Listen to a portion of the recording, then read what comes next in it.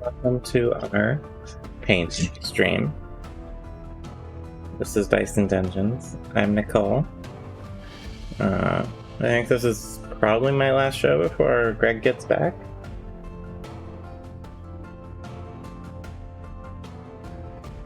And yeah, this is Relaxing Painting, where we do relaxing painting. We've been painting dungeon tiles. As you can see, we have a number to wash and finish up. Yeah, basically a whole bunch. They just need a wash, and then they're all set to go.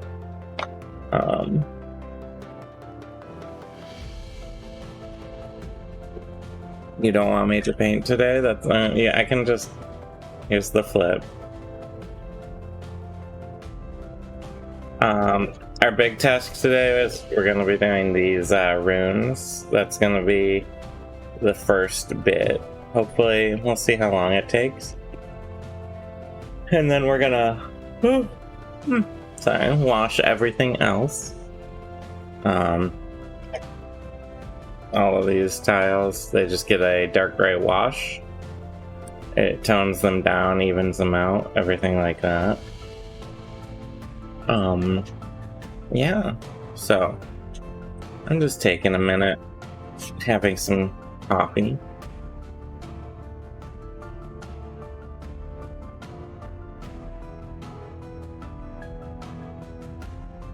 Before I dig into things.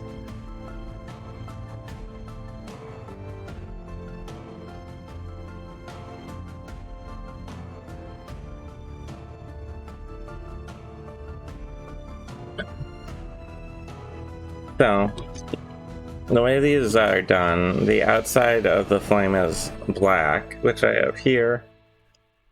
The lines of the frame are brass, and then there's the flames themselves are scarlet red, and then there's some copper down at the eye part. So, I need my scarlet red as well. I forgot to grab that one. Going through my little wheel.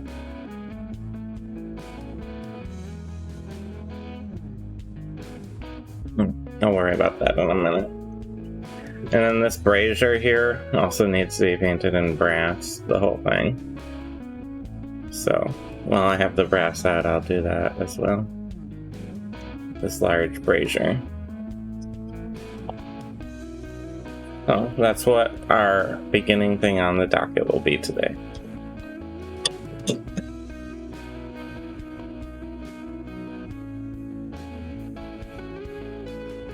Trying to think the order I want to do this in.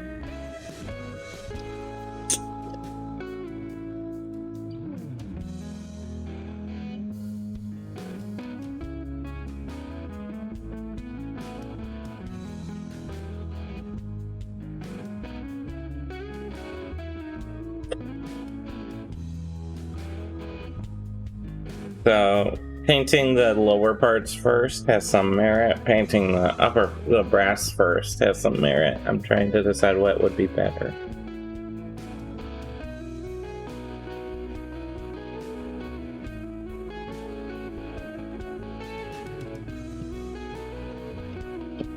I think because it's so tight between the flame bits, I'm gonna do the lower part first, which means I need the black first.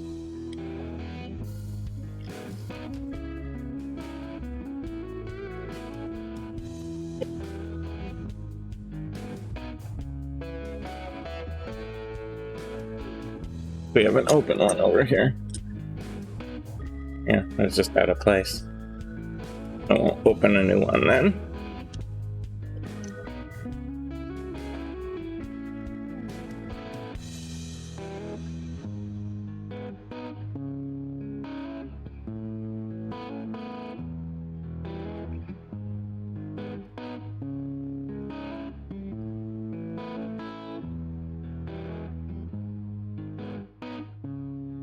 Alright. Hopefully that's well mixed. Oh, that's a hard one to open.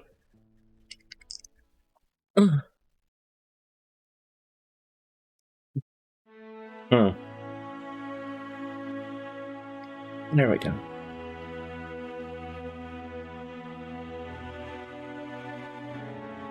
I was expecting a bunch of paint caked on, but I don't see a ton. Weird. Alright.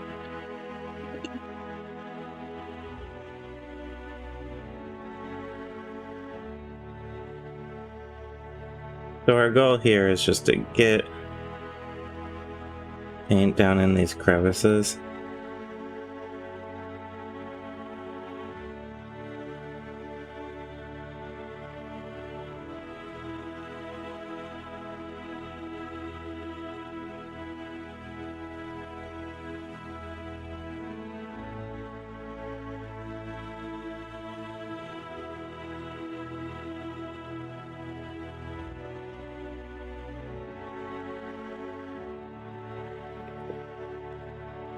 Oh, hey, Olbrager. Welcome back. Thanks for stopping by again.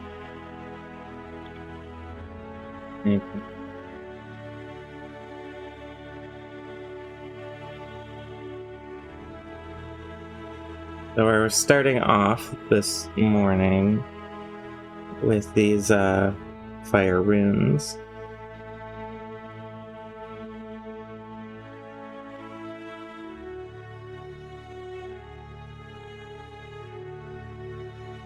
Yeah, we're doing some of the detailing here.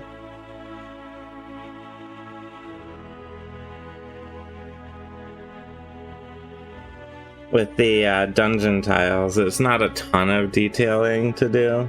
They're mostly just walls. But when it comes to like the scatter pieces and stuff, you get a little. So I'm just working the black in to these hard to reach spots right now. So it's gonna be black up on the top of the flame. The flame itself is going to be red. And then the little central eye shape here is going to have a copper color in the middle. And then the whole thing, the whole symbol, you're gonna do some train yourself till dinner, building up some stuff for coming up YouTube video. Cool. I actually do really enjoy terrain building.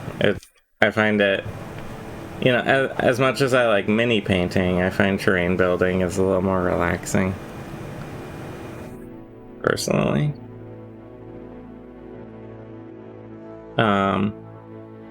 The line around all of this is going to be done in brass, because it's like an inlay in the wall.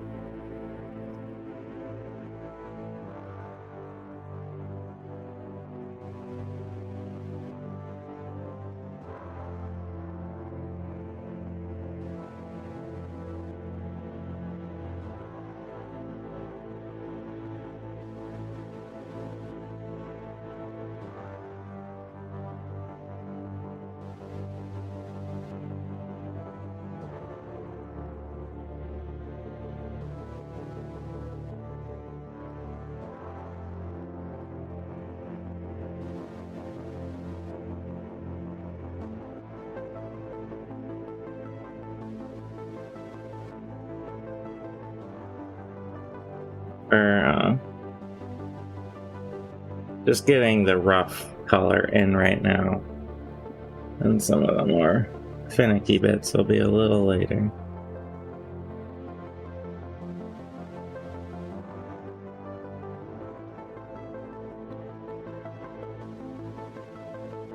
When we get the brass out, we'll also do this big brazier.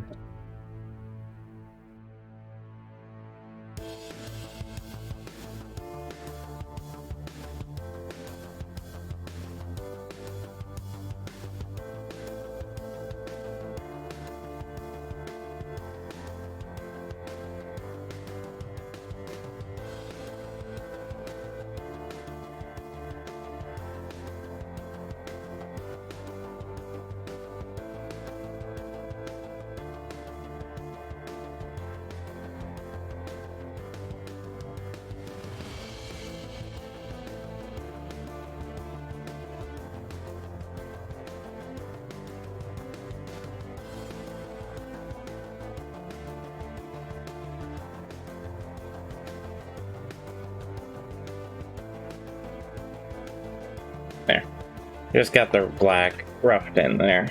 It's fairly subtle, but it'll pay off later. So what I need now, I need to grab a scarlet red. And clean my brush, of course. When you're painting one color endlessly, you don't need to clean your brush quite so often, but switching colors, it's good to do.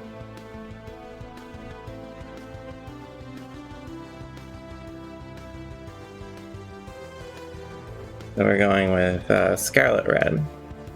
So just shake this up.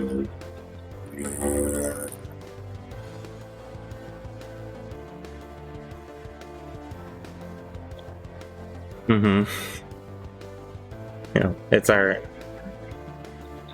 We have a little paint mixer thing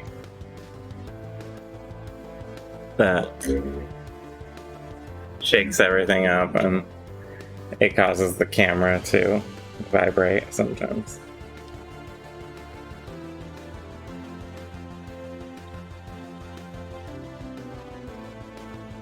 Okay. So now we're gonna be filling in here, here, and here with our scarlet red. And again, our goal is mostly just to get the area all filled in. We're gonna be going over the top part with brass later.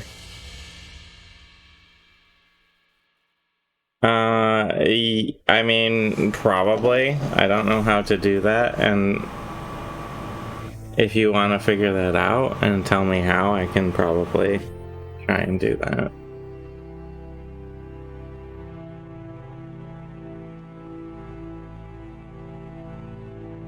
The big question would be,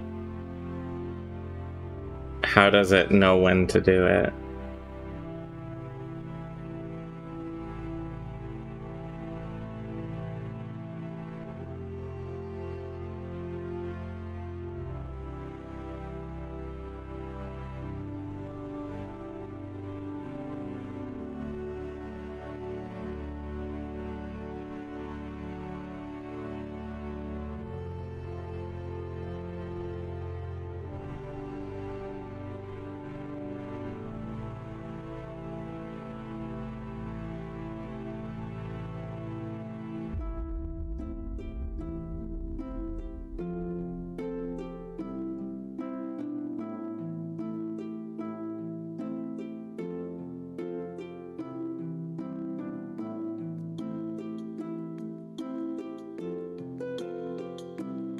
So as you can see, I'm being very rough here, because I'm trying to just get everywhere kind of filled in, and I know I'm going over the top of all of this with the brass later. And the brass is where I can be a little more careful.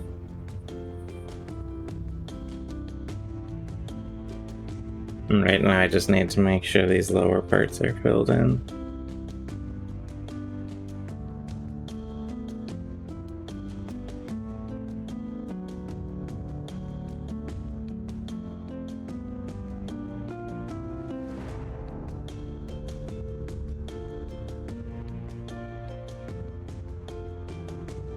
So I can be a little laissez-faire here. A little quicker.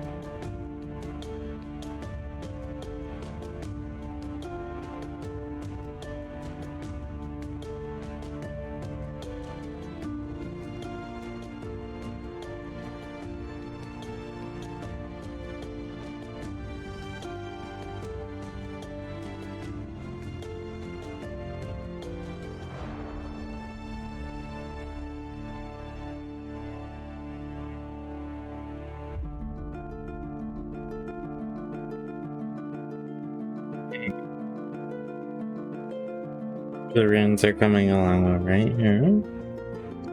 I'll be getting out the copper next to do the little eye at the bottom. Sort of mystical eye.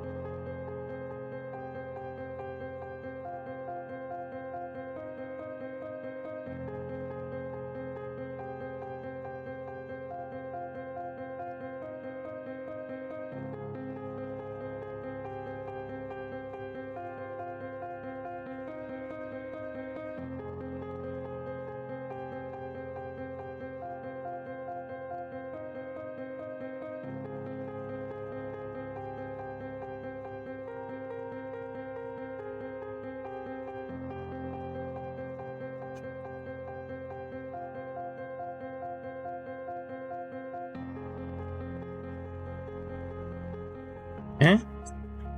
Coming along pretty well here. It's really these little cracks and crevices where the peaks of the flame meet that I have to really work it in, because I want to make sure I don't have uncovered primer floating about.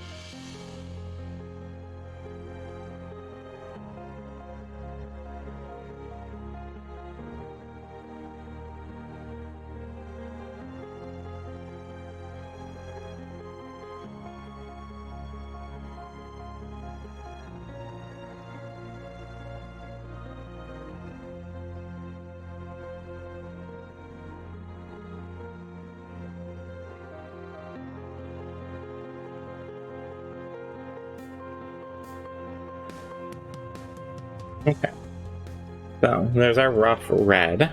I'm gonna clean off my brush and we'll put in the rough copper.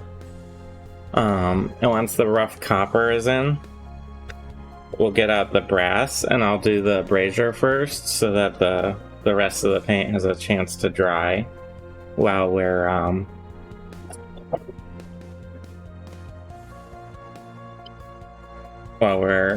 doing this brazier.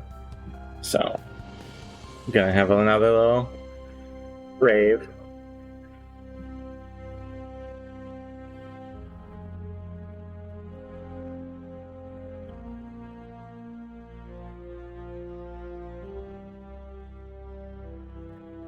We're gonna we don't need very much copper. It's not a large area to cover here, but we need enough. And this just gets glued down into here.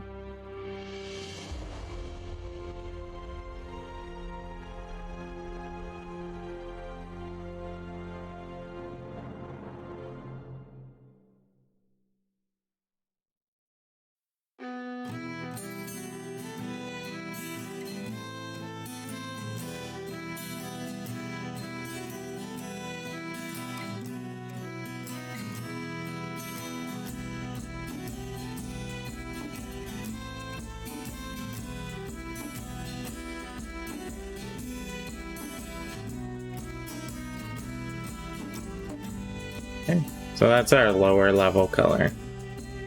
Red, copper, black. For a good sort of flame vibe.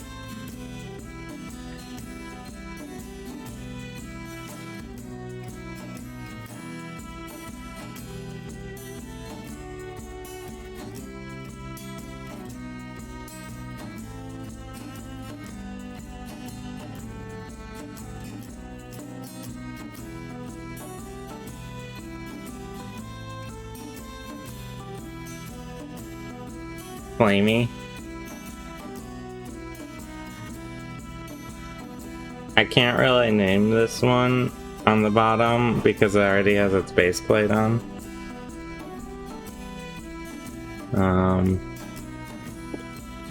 I can name one of the tiles flamey though. I don't want to paint on the bottom of the base plate.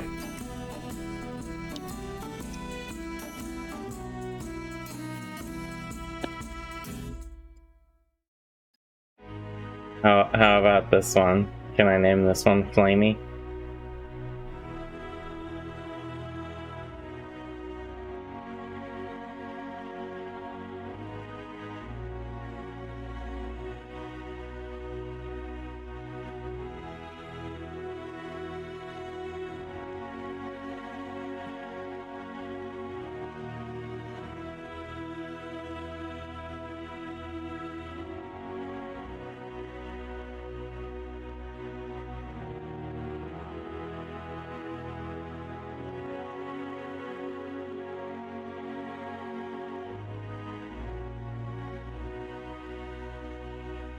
Flamey?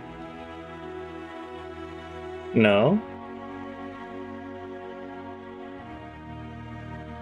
It needs to be in pink? You did not specify any of these conditions. This isn't copper. Isn't metallic cool?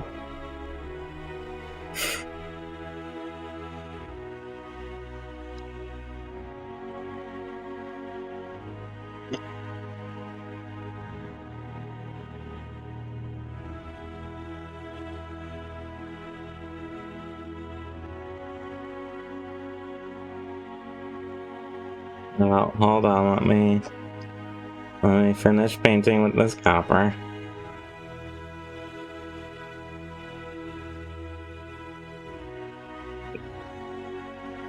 And fix that mistake. You got me all frazzled with this. I like how Medicinal Shy Guy is demanding how the name is painted when who is the one that you know, actually paid for the name.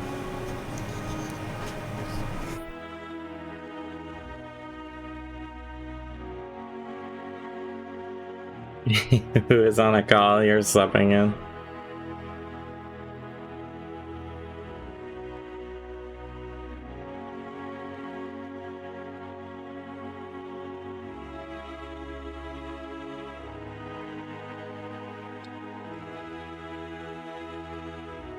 So we're gonna do one quick fix here. I got a little copper on the red. Just cover that up.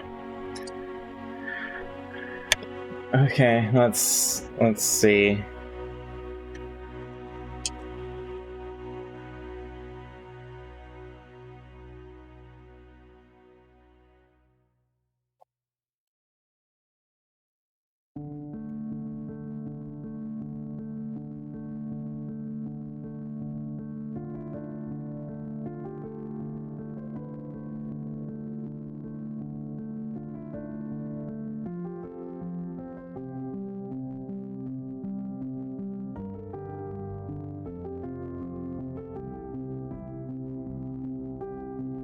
There, I've added pink accents. Is that better?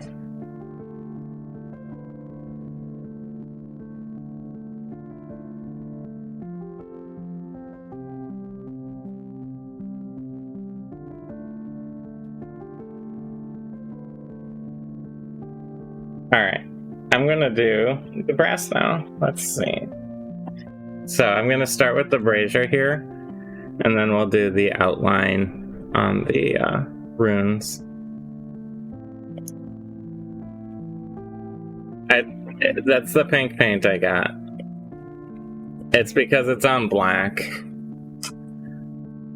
See, it's this paint. This is the pink. Yeah, I know.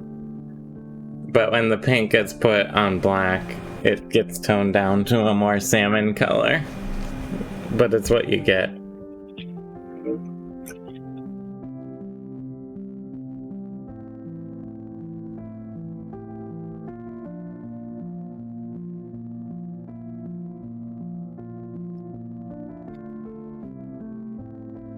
Where did I put my paper towel? Oh, I dropped it.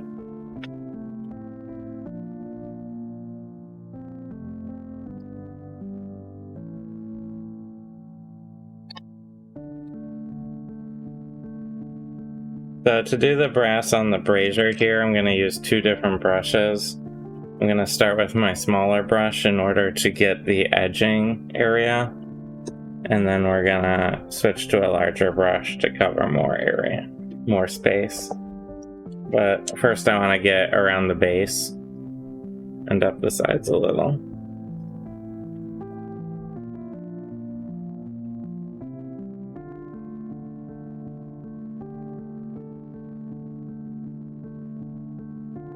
Like that, go around the bottom here.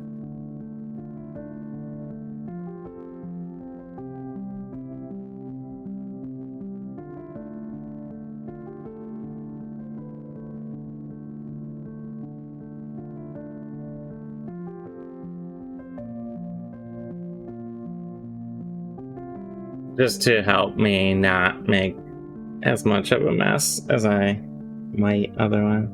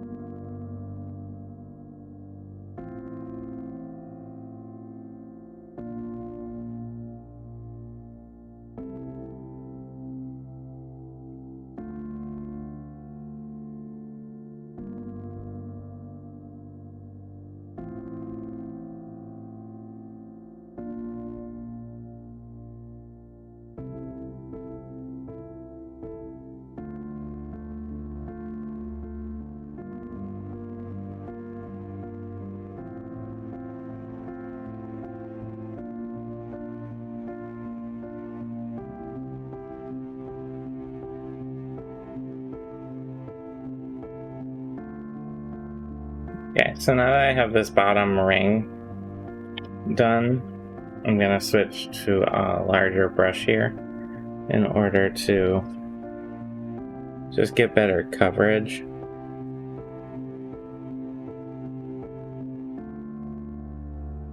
Make it go a little faster because the entire brazier here is going to be in brass.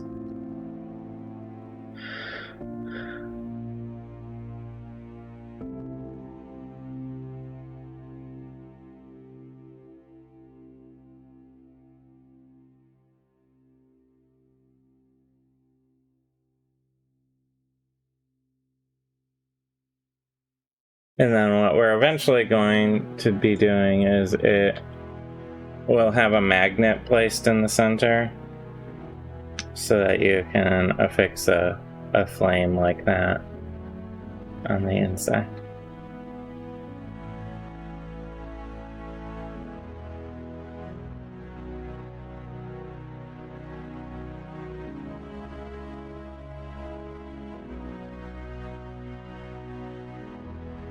So you can have the brazier on or off, basically.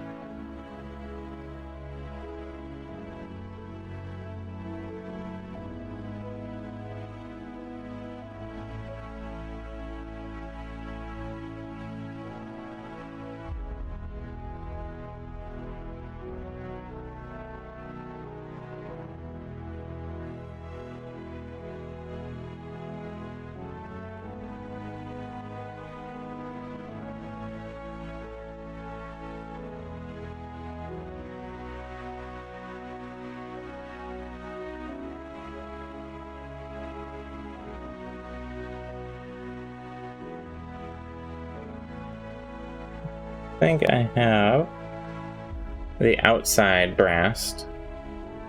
So now we just need to do the inside here.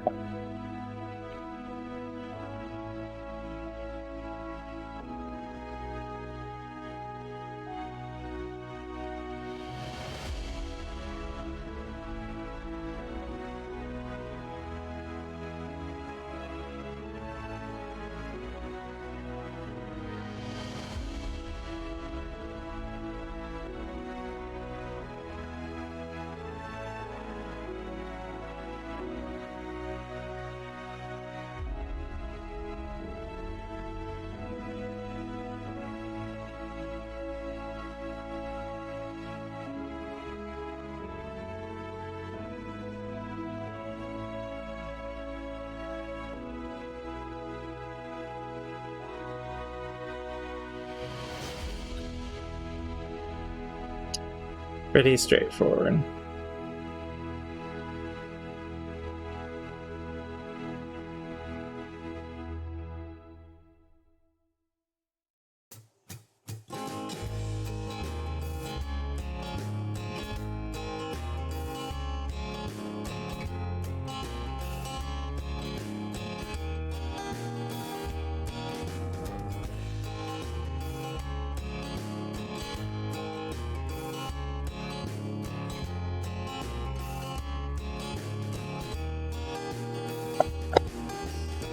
Gonna need more brass.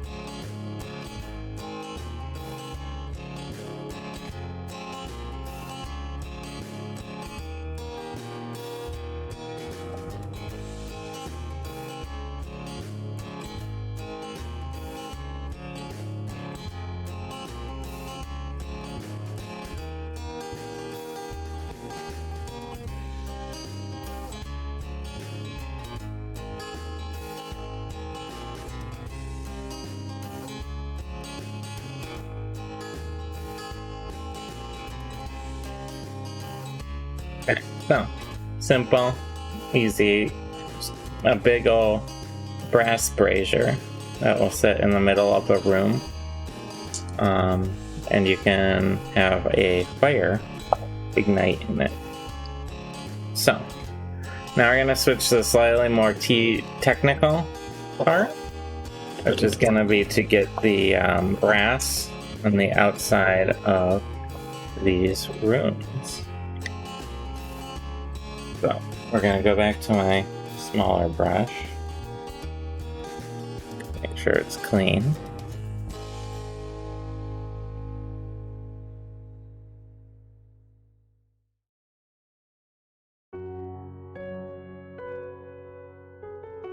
I need to walk a line between having enough on the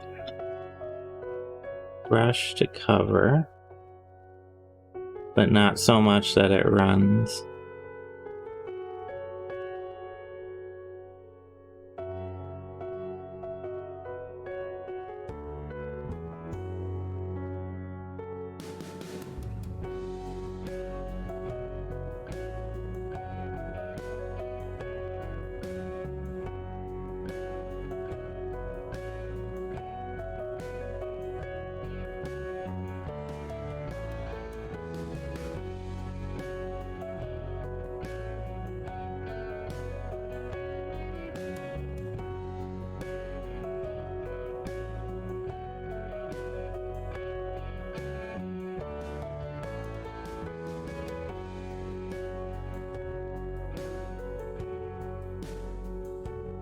You can start to see the effect take shape as I paint in. It's kind of fun to, I always think it's fun at least to see how much it really changes the look when you add this line of brass around it.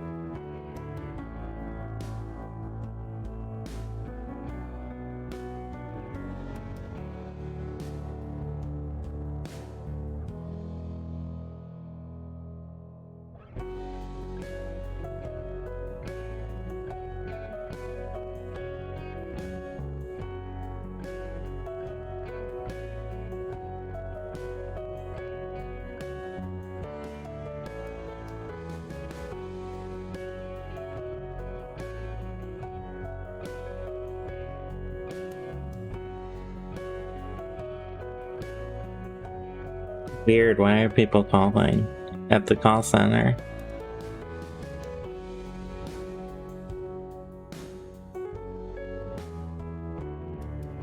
Seems like an odd choice to make.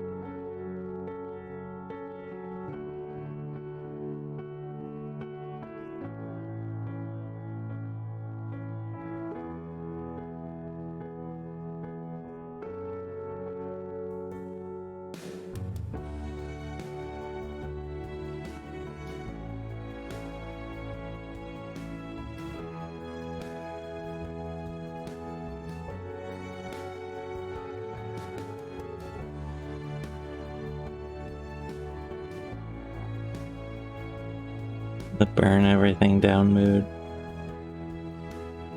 I've been kind of there too. I get that.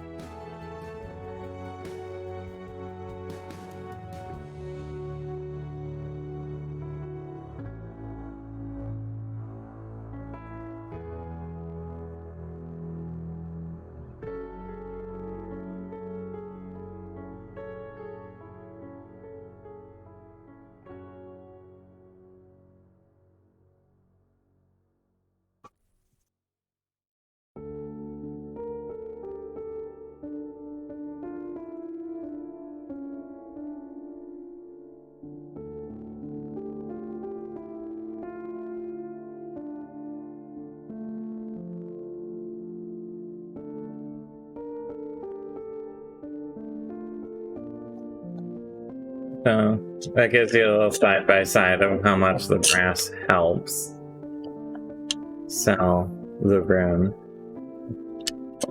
I still have to do the hard part of the outer edge here. This part is a little difficult.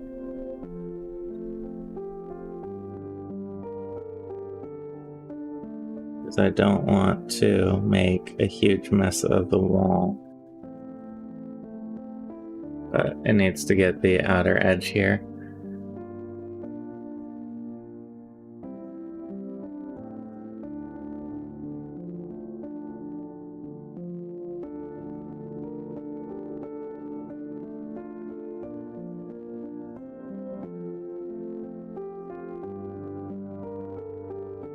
So I might have to do a little touch up periodically in the gray.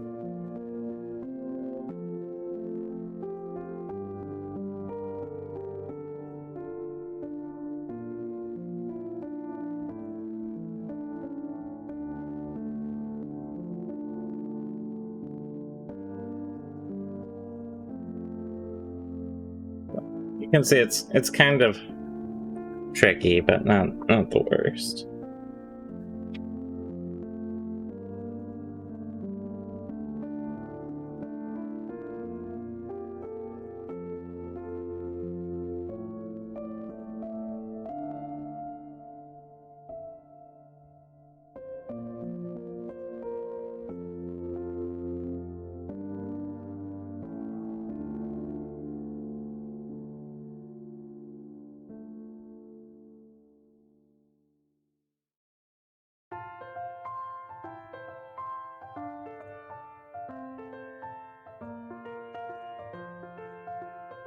Yeah, I'll have to do a little gray touch up around the edge, but that's really not too hard.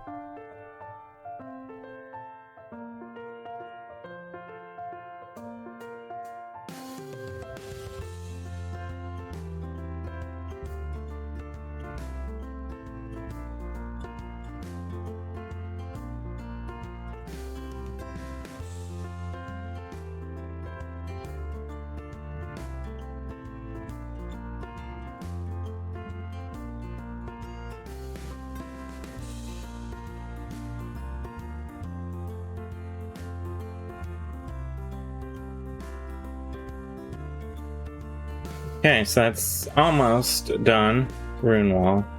Other than just touching up a little bit of the brass around the outside edge with the gray. That's what rune wall ends up looking like pre-wash, of course.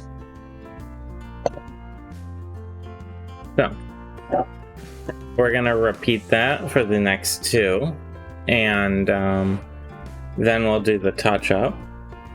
And we'll see what time it is and what we'll do next. We might put the wash on the wood frames that we did. We did these wooden frames, and those get their own special wash. It's time for crab. Okay, hold on. You didn't tell me it was time. I didn't know I had to prepare for crab time.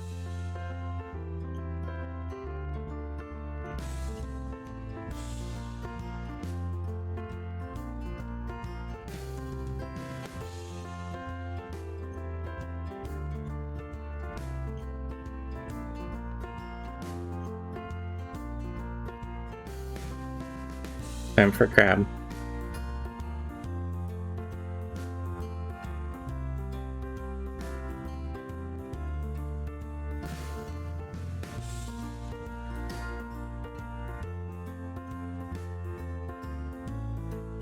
Is that good?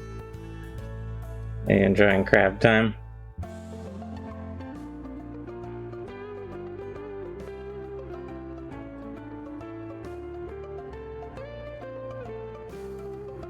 Crab whiskey? I don't have any clue what that is, and I don't think I want to know.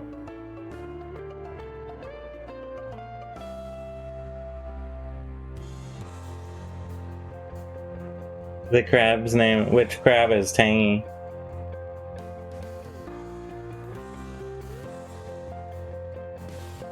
Which one is tangy, the crab?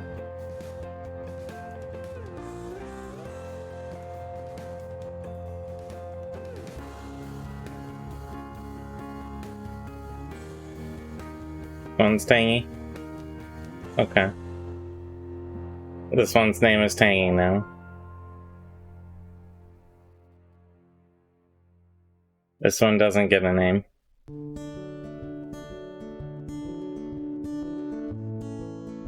Tangy the crab and other.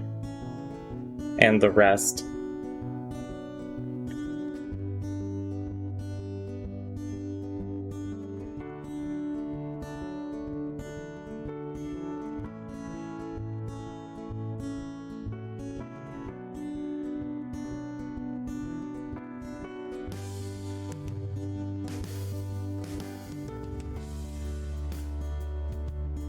I'm gonna get back to painting before my paint dries.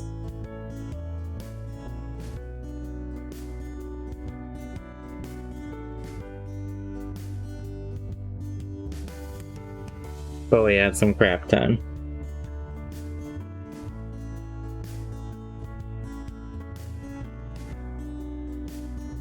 Dang it. I got some in the black. See? Crab time really threw me off.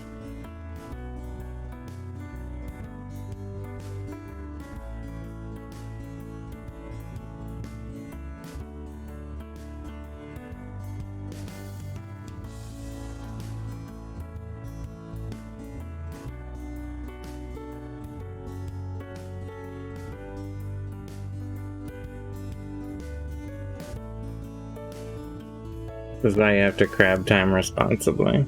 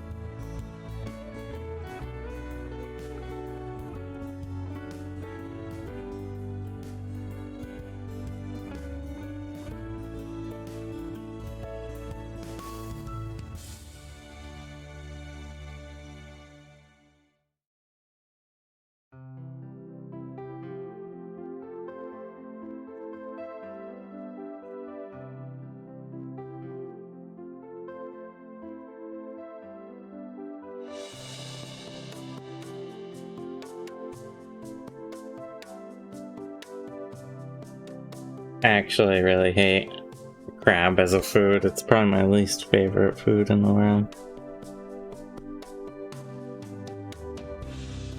Something about it really doesn't work at all for me.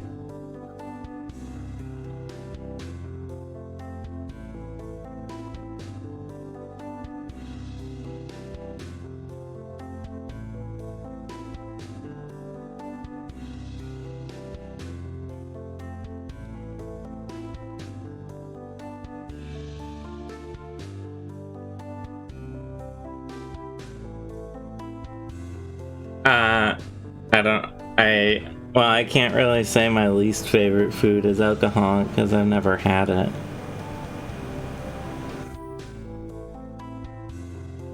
Huh. I feel like that, I mean, in terms of like taste and everything. Because I've tried crab before, and every time I've tried it, it's just really, really gross to me.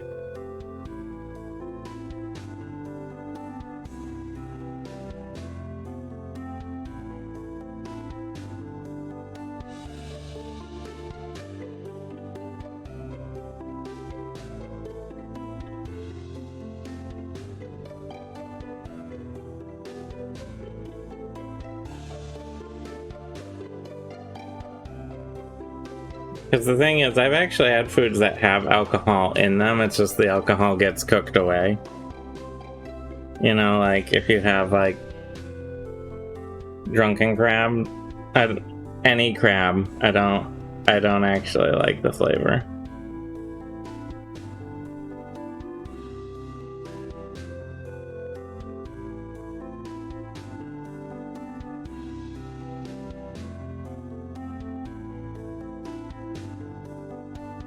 That's not 100%.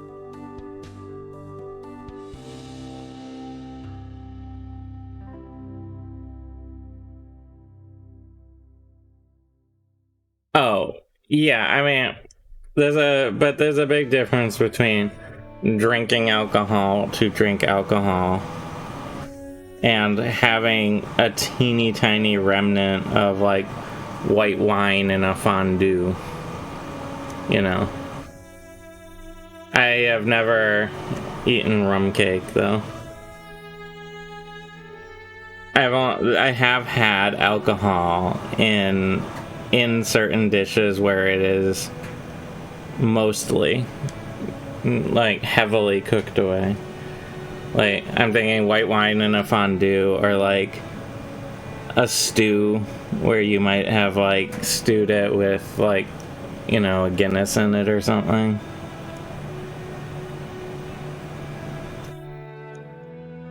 Like, I have had that before.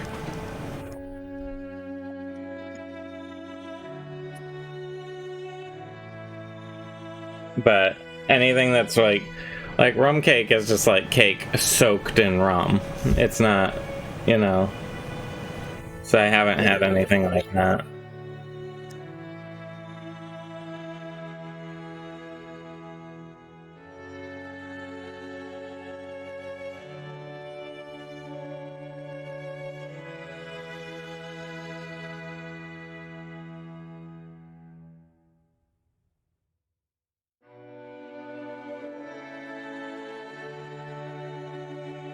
Like, you're not gonna get totally drunk on a fondue that has a cup of white wine in it that's been cooked over a stove for more than 10 minutes. You know? As opposed to something like a rum cake.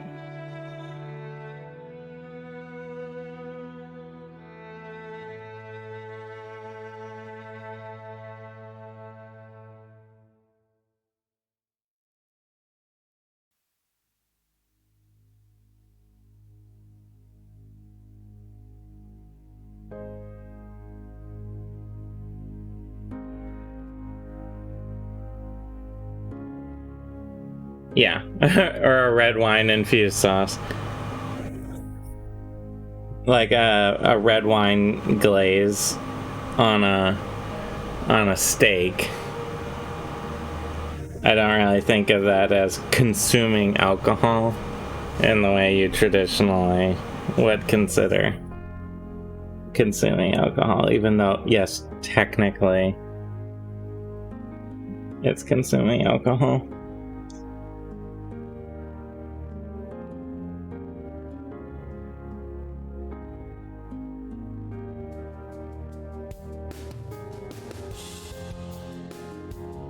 But also a lot of things that are like sweetened with like sugar alternatives are technically alcohols as well. A lot of alternative sweeteners are alcohol sugars.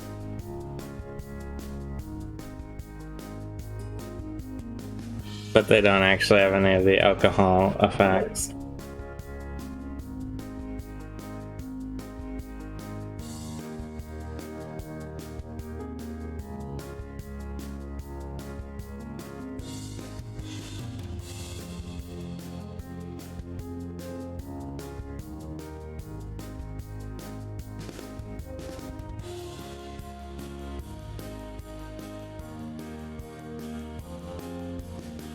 I would not have breadsticks soaked in vodka.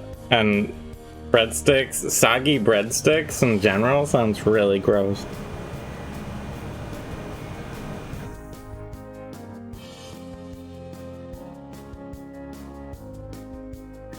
How do you like your breadsticks? Wet.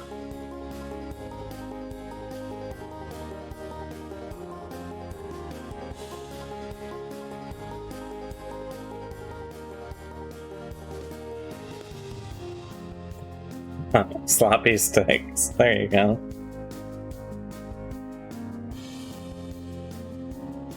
I can't stop you from ordering vodka and breadsticks.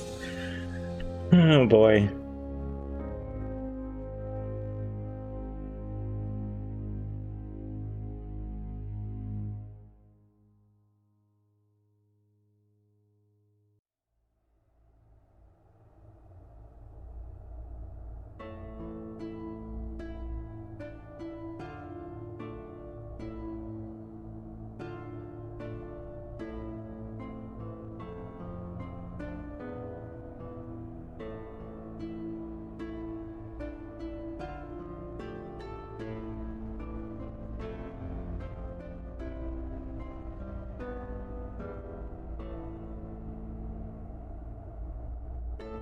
No, I generally draw the line on, like, when it's just, like, regular alcohol plus food, I don't eat or drink that, but...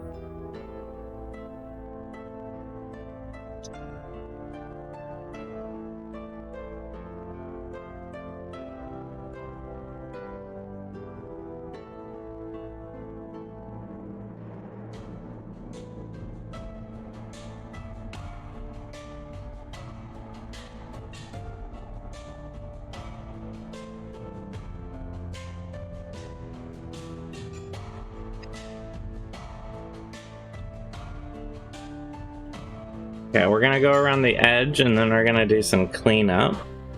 And I'll see what time it is by the time I get through all that.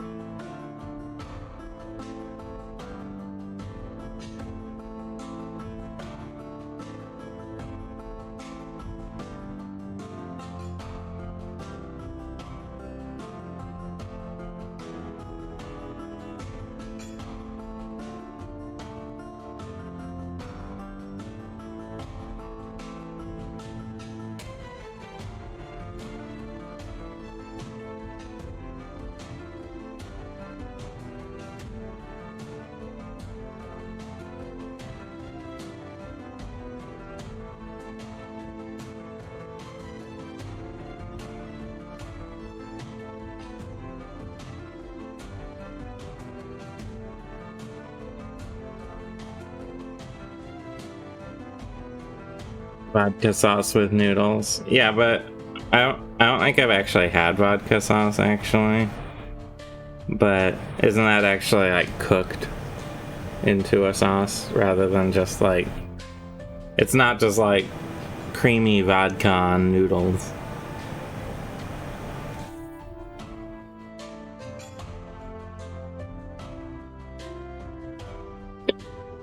You don't stir milk and vodka together and then pour it on the noodle. I don't mind.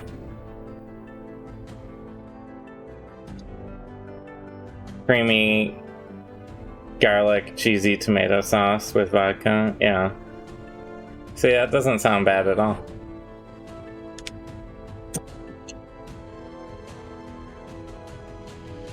Okay, so we're gonna do some cleanup now. We're gonna start with the gray, doing the outside edge where it needs it. And then there's a couple spots where we might need to touch up on the red and or black. But here's what our runes are starting to look like. They're getting close. So the first thing we need is the gray.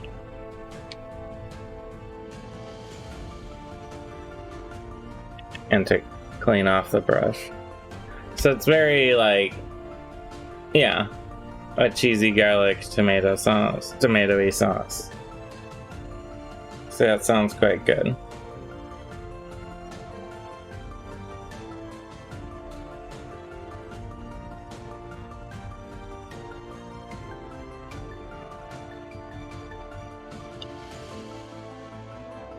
So we're just going to take the Nichole gray and sort of push from the outside to cover a couple spots where the brass, yeah, got away a little bit. Just to clean up that edge.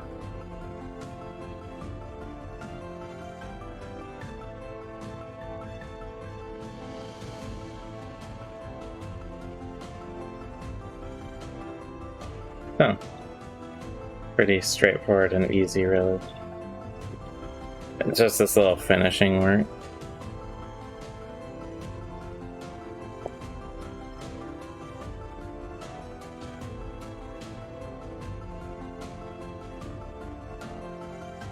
Yeah, not that I like cough syrup. That's I can't remember ever having cough syrup actually.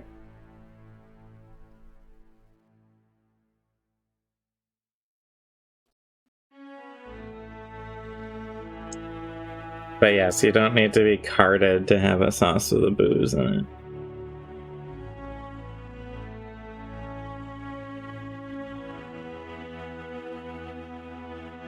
Although, like, if you're at a store, do they card you to buy, like, a rum cake?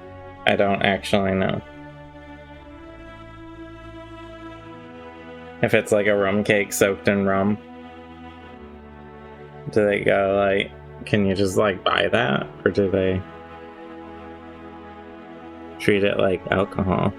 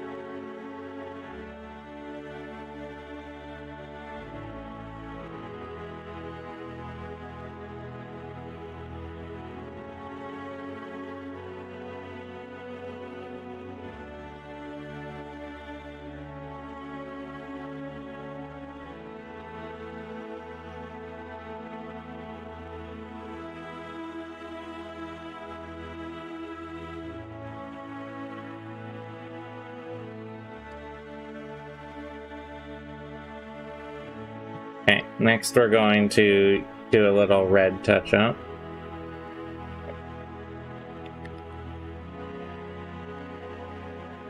This is all just a lot of little cleanup bits and pieces here.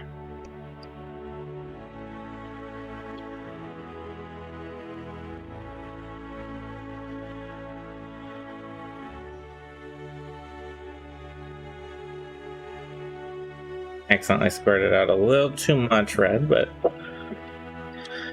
it's alright. Some of the areas I want to touch up Or maybe could use a little more on the sides.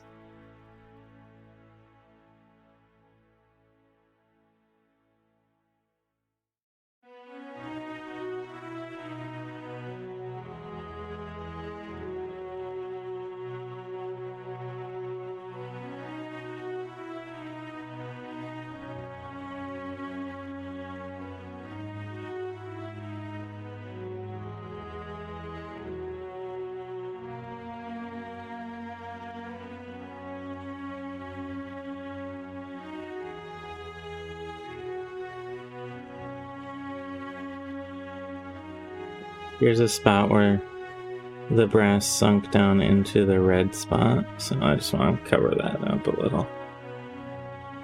Real simple little touch-ups.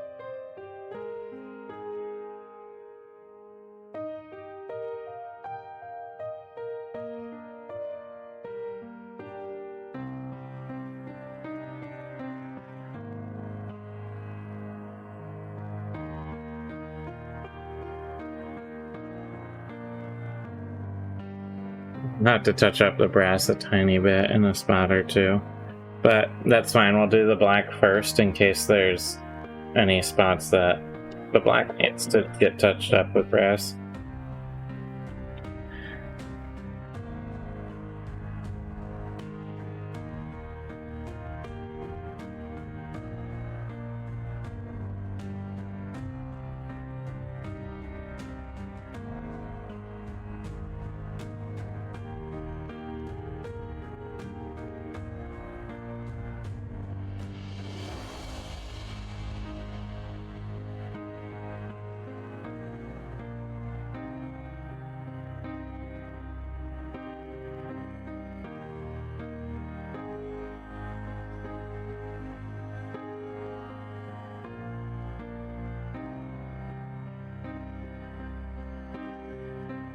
Some of this I could have just been a little more diligent in my coverage at the beginning. Something to keep in mind for the future when I do these again. You know. So, the red's a bit better now. So we're gonna get the black and do... You'll become the bad news. When are you supposed to hear about that?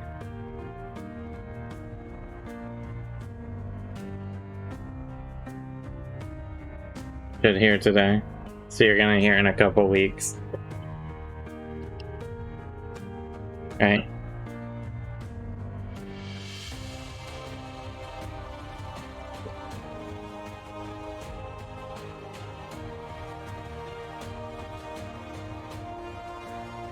Black looks fine on this one. This one could use a little touching up here and there.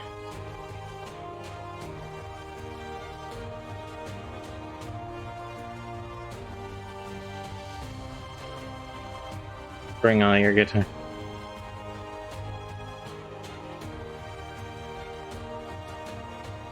We do our plan on rotating on a weekly basis.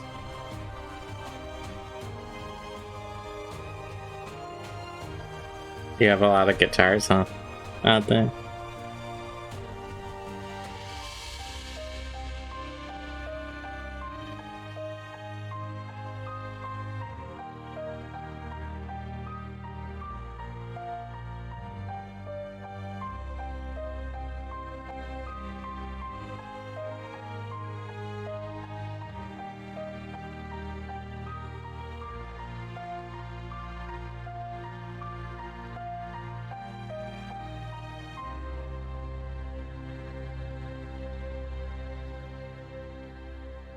Okay, now we're gonna do one last little round of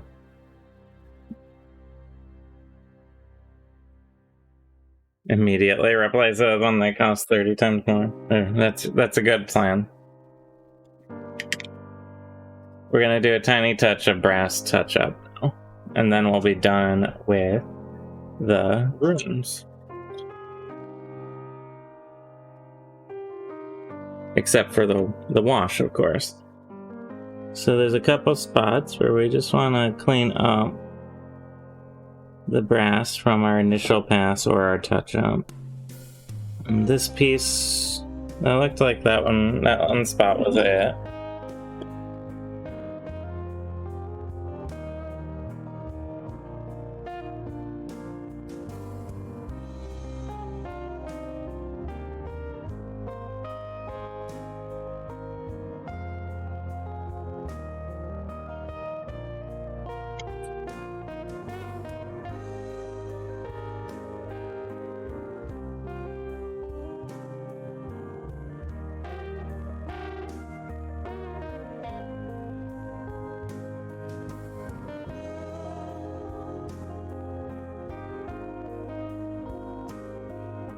Okay, so I'm gonna call these 3 runes done.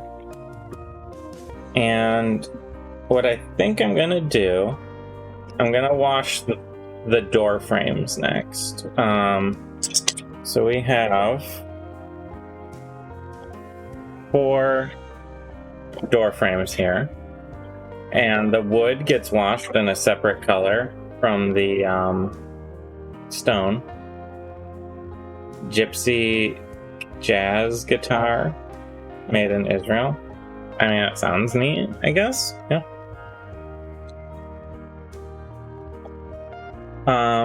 We're gonna wash the door frames and then just start washing all these tiles. Huge pile of tiles to wash. But, I mean, honestly, once I get through these, I need to prime more before I can do anything, so this might be a shorter episode. But I'm just gonna push through, not take a break, and see how far it goes, because there's not as much to do until I prime more, and or we print out some miniatures or something. So that's what we'll do.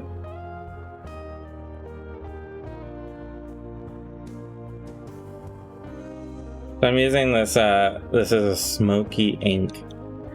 And with this base brown, adding a little layer of this really makes a great rich wood tone.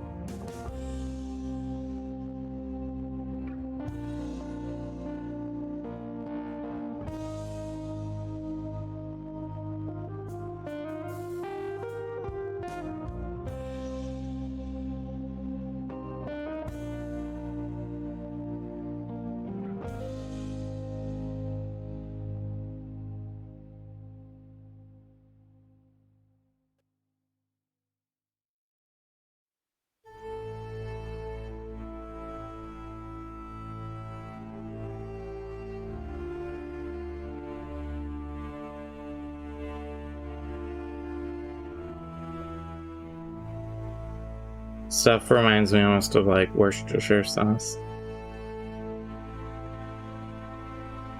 I don't know why. It's just the consistency and the color. Has a very Worcestershire sauce feel.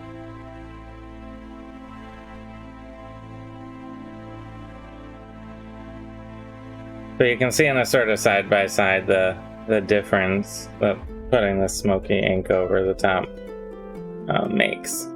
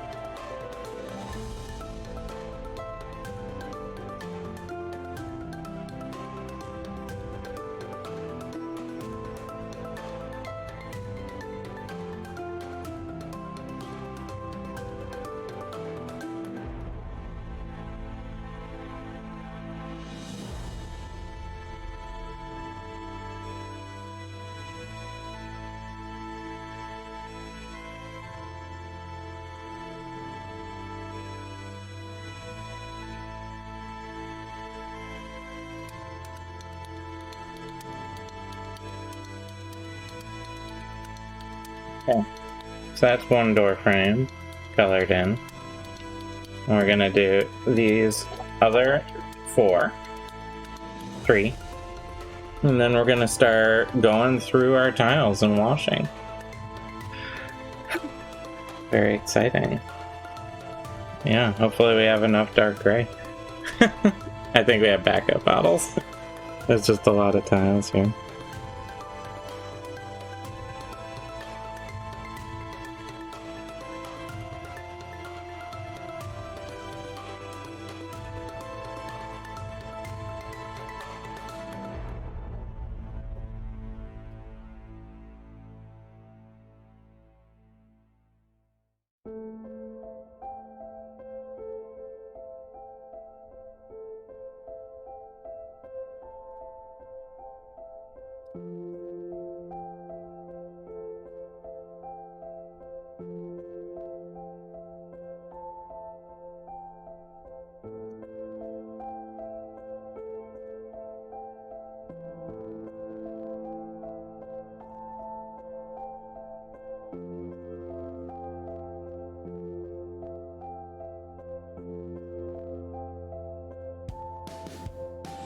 Can you name a door frame? I don't know. That's what do you want to name a door frame?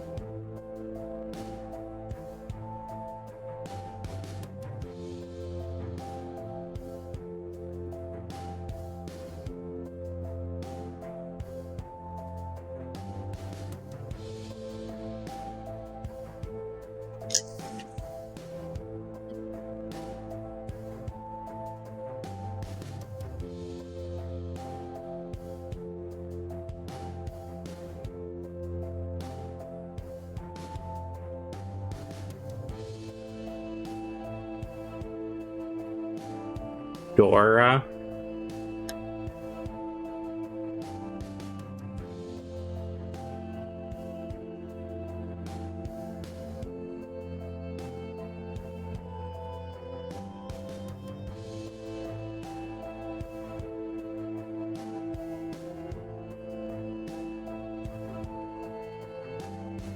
Dora the Explorer.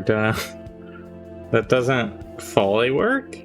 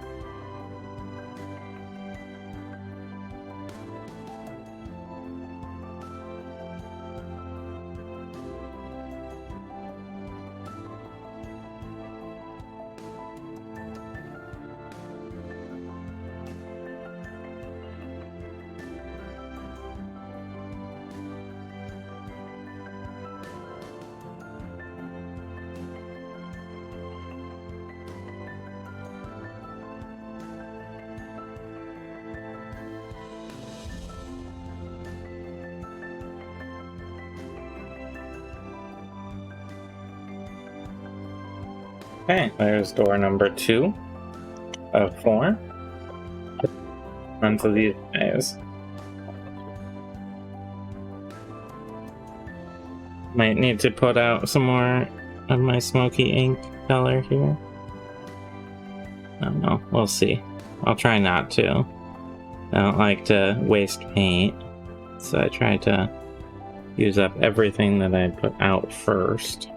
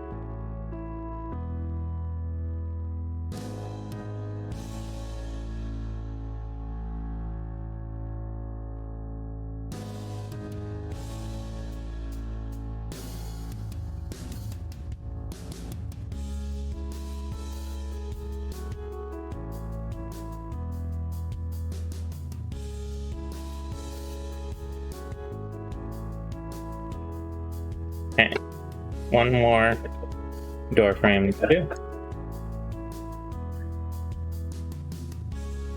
I am gonna need a tiny bit more. So, smoky ink here.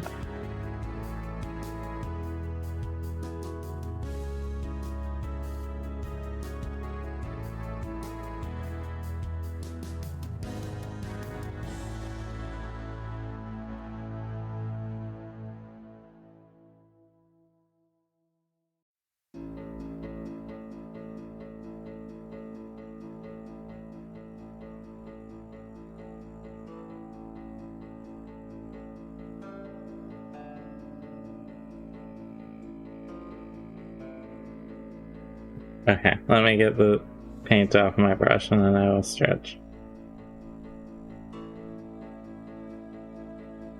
Since you paid for it.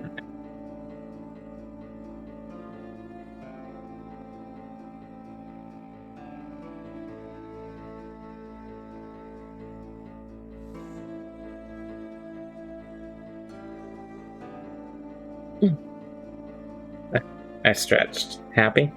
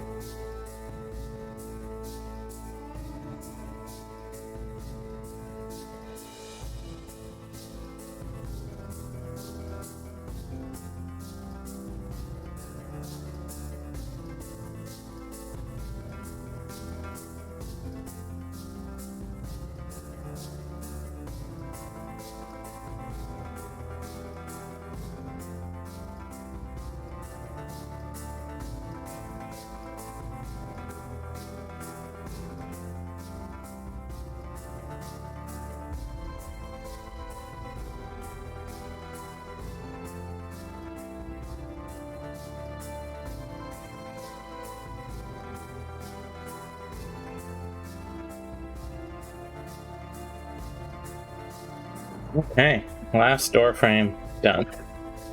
So what we're gonna do now is move into the great world of washing. So we're gonna be using this dark gray wash. I'm gonna move this tray and grab a little cup. I'm giving it a back and forth shake here to try and break up any bits that I've collected at the bottom. The door is over because I want these things that I worked on today to dry, so they're going to be done primed last, not primed, washed last. I will need a glove to protect my hand. And we're gonna go through, wash each and every one of these tiles, pile them up so they can dry, and then we'll have done a huge series of tiles. And it's been shaking a little. We're gonna do the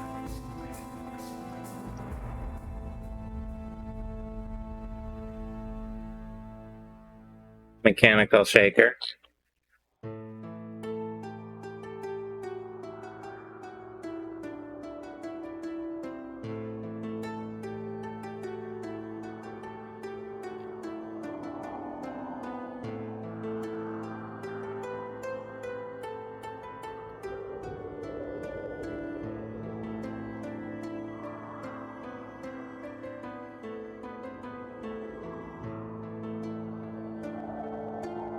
Alright, that should be pretty good. So, we're gonna get a glove on our offhand, which will be handling the piece itself. And I think we'll start with the biggest stuff first. That would be corners, all that business. And we're just gonna go through it nice and quick. Oh, I know we're gonna need a fair amount of wash, so I'll pour out a fair amount. And I'll start with these big guys and go from there. So washing, we're just gonna quickly apply a layer like so. Trying to get it into the cracks and everything like that.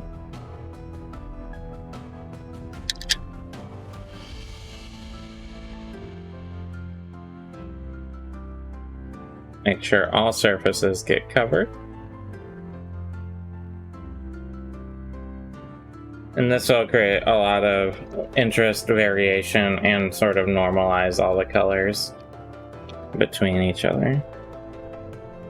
As well as cover up a mistake or two, I'm sure.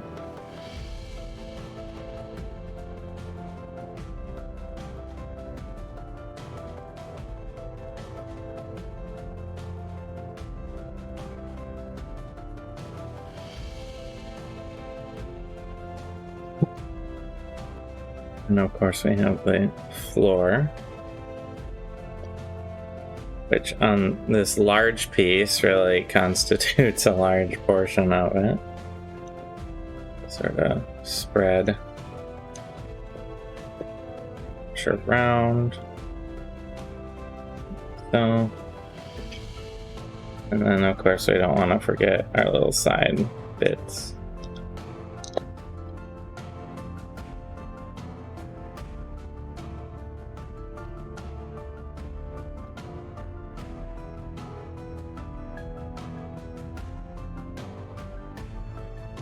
So this will lighten up a little as it dries, but you can see in a side-by-side how much a wash can change the tenor of a piece. Change the overall look and feel. I'll set that as far off and away as I can, just so I have space to work.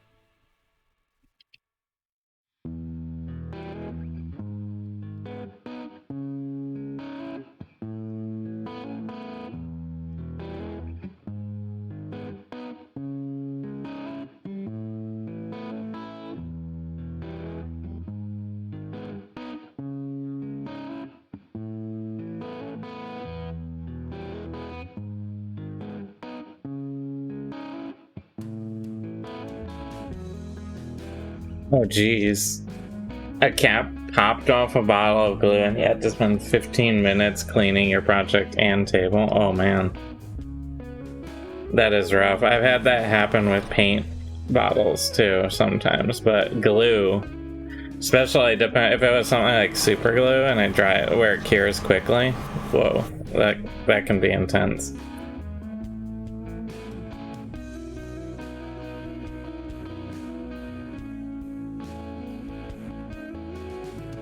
I hope you managed to get it all. As PVA glue? Okay, that's good. So, you could at least wipe it up fairly quickly without too much of a problem. That's good to hear. Yeah, the spills and things like that always send me into a panic mode.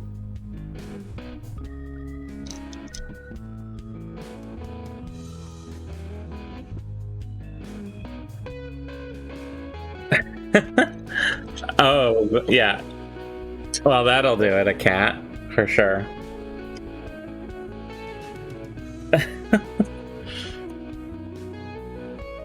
That sounds like a thing a cat would do. Knocking over glue.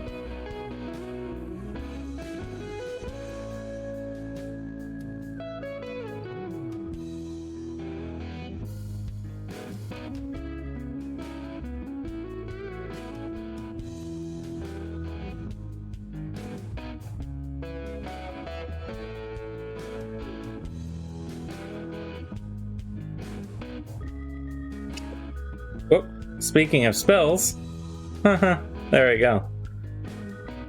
That was bound to happen, wasn't it? Okay. So I'm gonna get my brush clear here.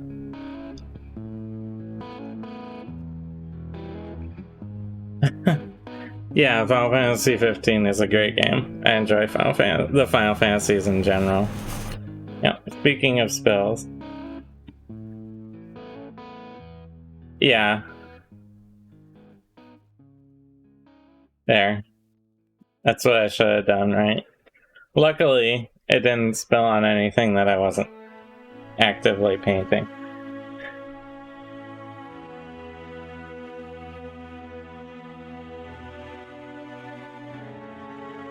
Just sort of wasted some wash, that's all I guess, but ugh.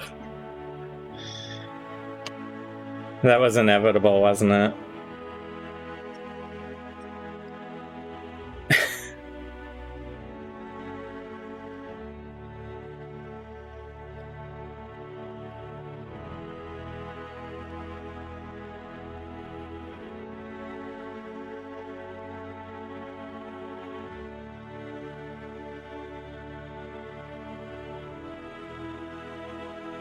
So, there's a wash towel. It'll lighten up a little as it dries.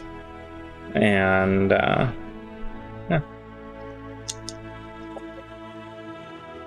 You have it on video. I guess I have my spill on video too now.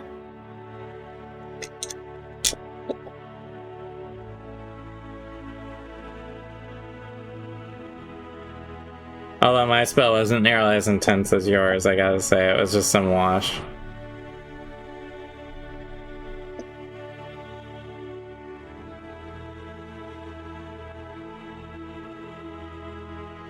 $3,000 more hits on a cat spell, yeah.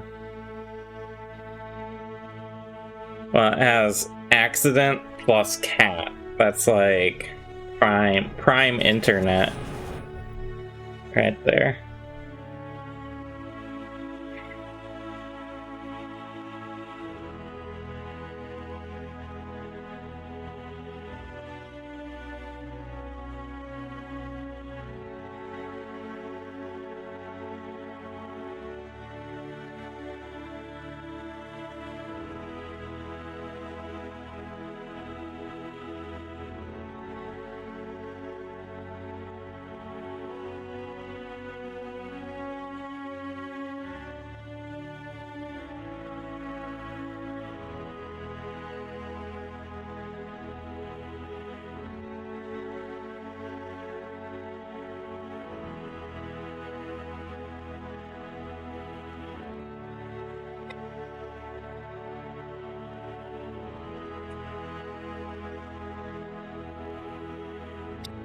I'm going through the corner chunks first, because they're the most annoying to paint, to wash in general.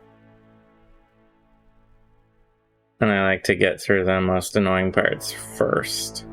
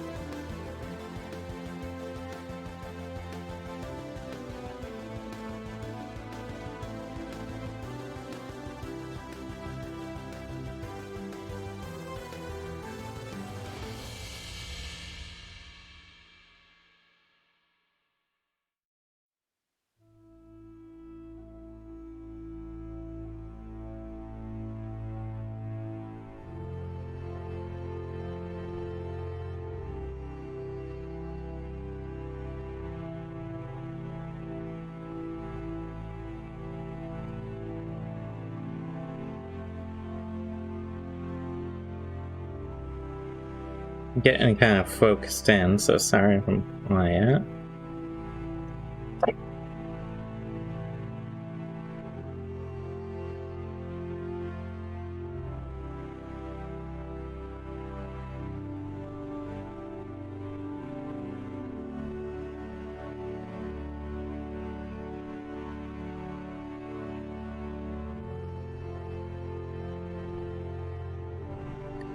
Why I'm not refilling it to the same level.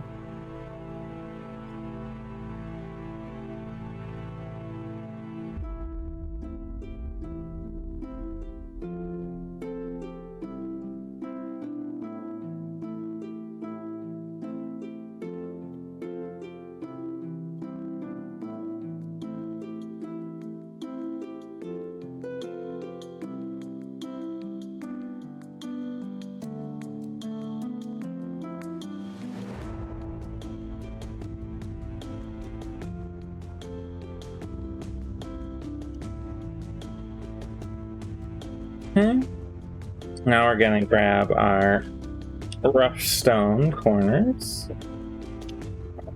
These guys. Work through those ones next.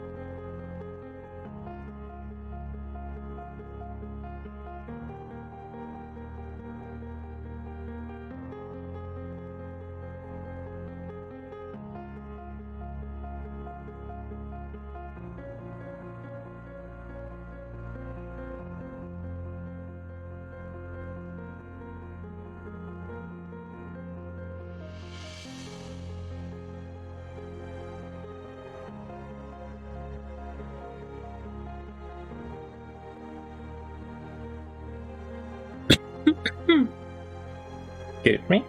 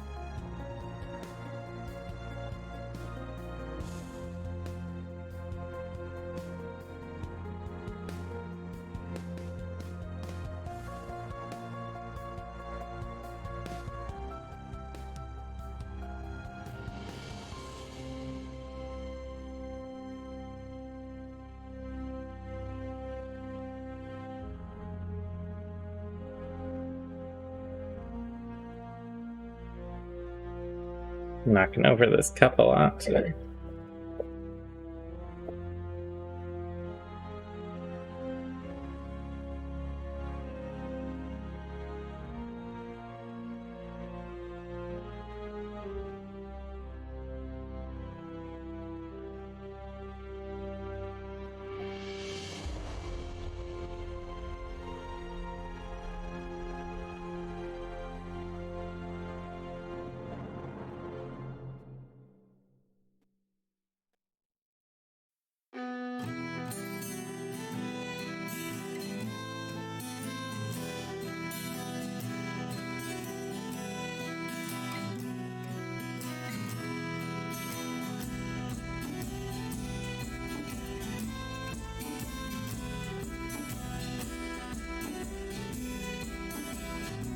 Guess we're on to round corners now. Oh, wait, I have one more regular corner to...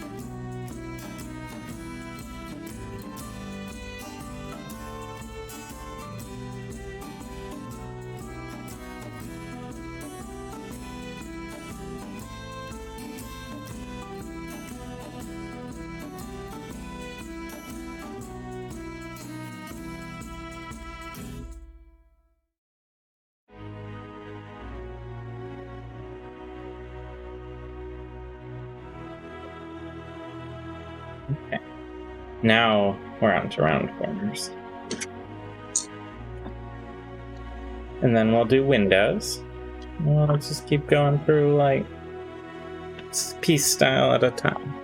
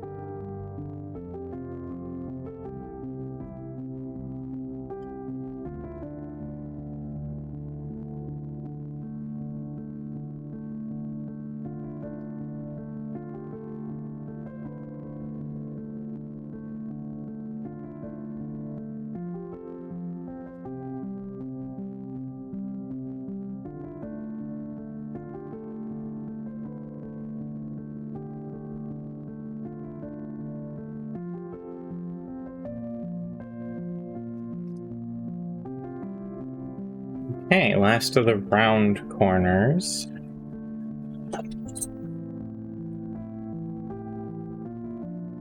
And then we'll start doing windows.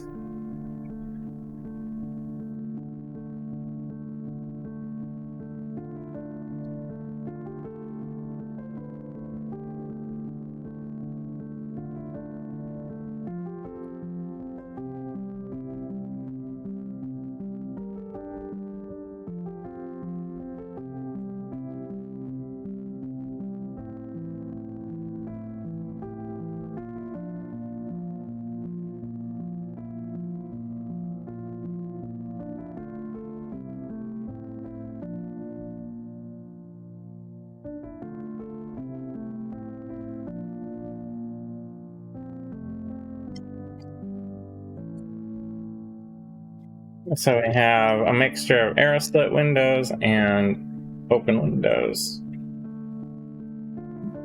Yeah, there it is.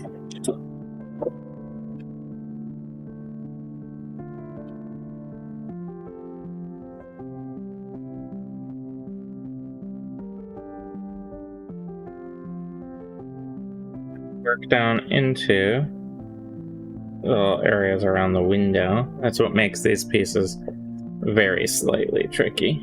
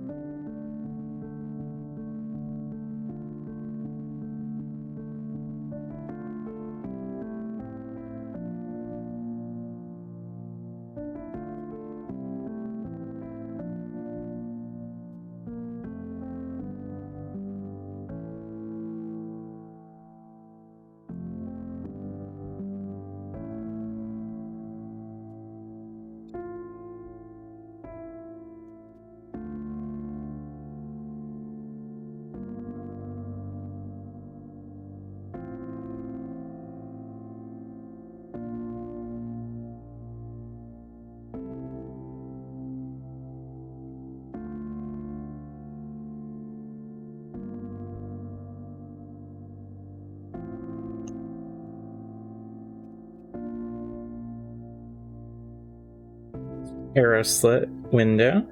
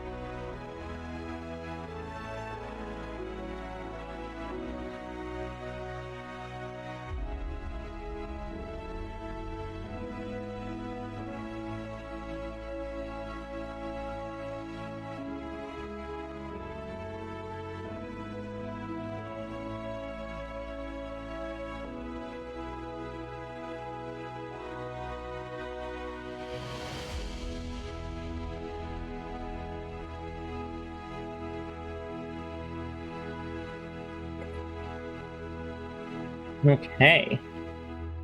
What next? I guess it's just doing walls next. That's where we're at, huh? Okay. Not too bad.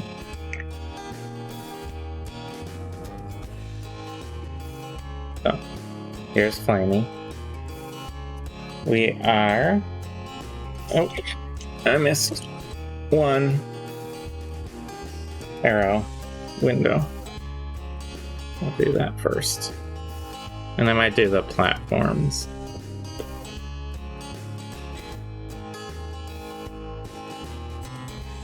Before I get into the walls, which will comprise the largest segment of the to be primed.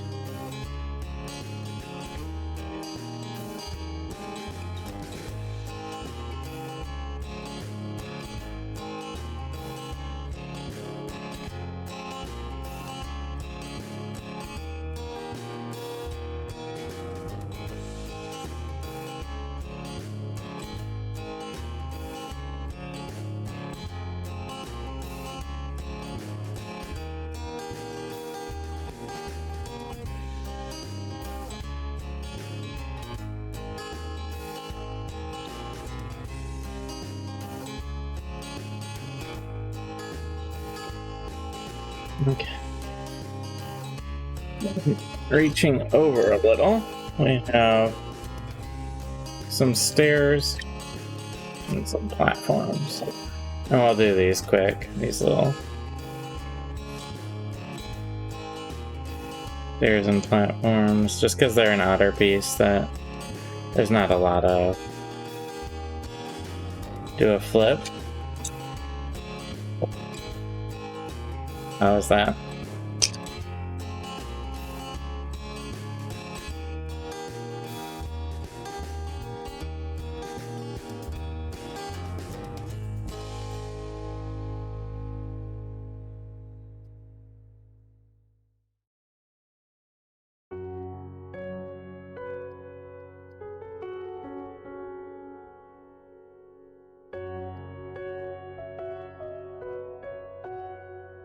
Pretzel day. Like that? Is that how you do a pretzel day?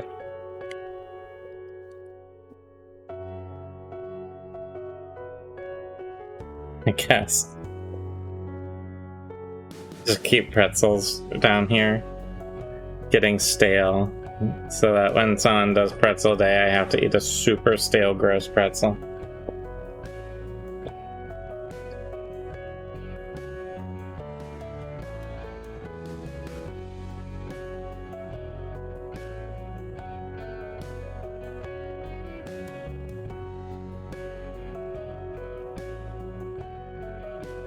I can keep them sealed. Oh, thank you.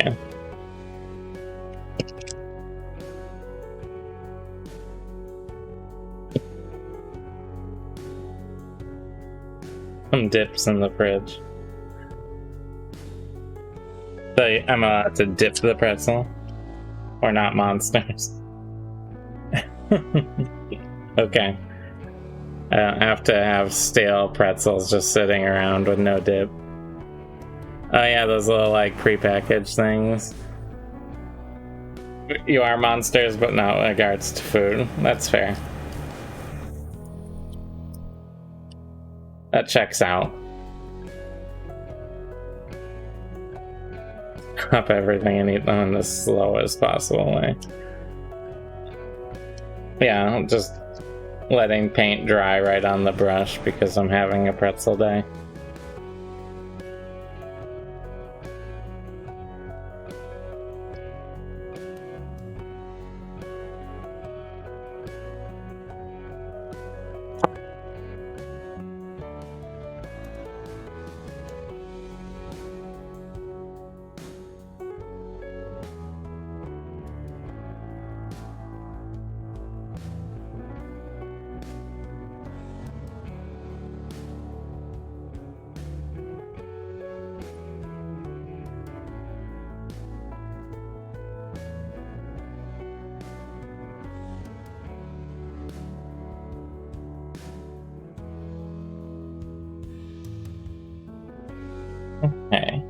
We're gonna do another less common piece. I got 4 of these inside corners, so we'll do those next.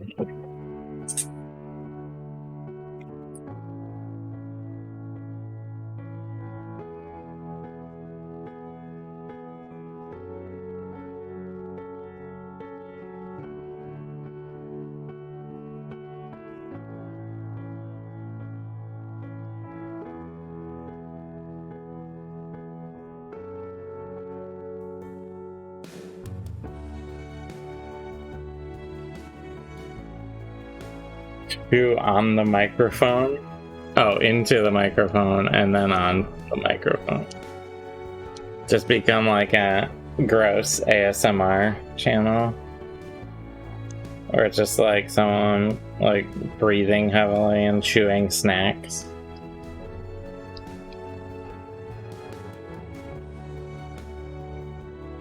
That would drive away so many people that really shouldn't be driven away.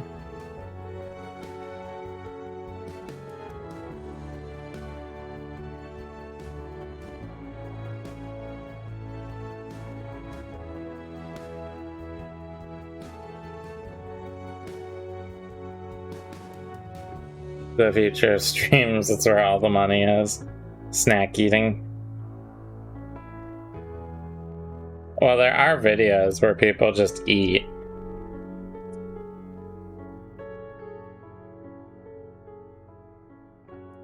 They sort of intent that, like, instead of eating alone, you put on this video where someone else is also eating.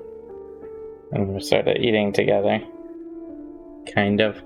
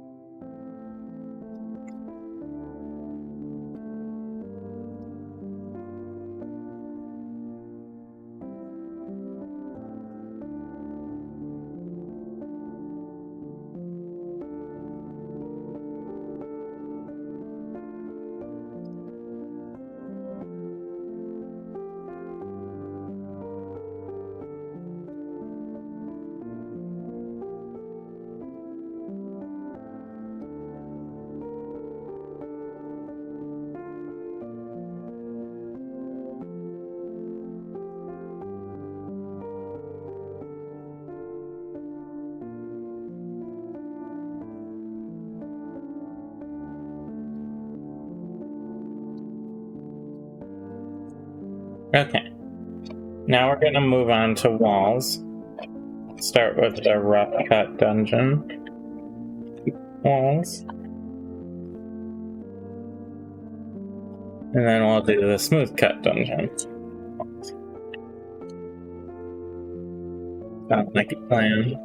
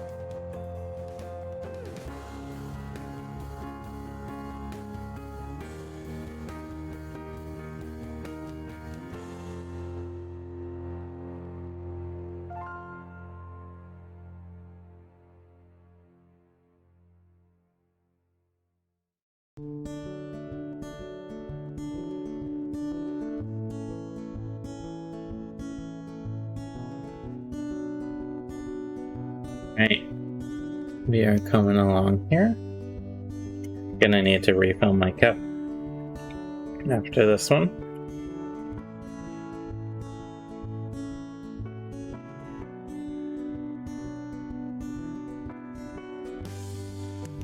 Because it is getting empty.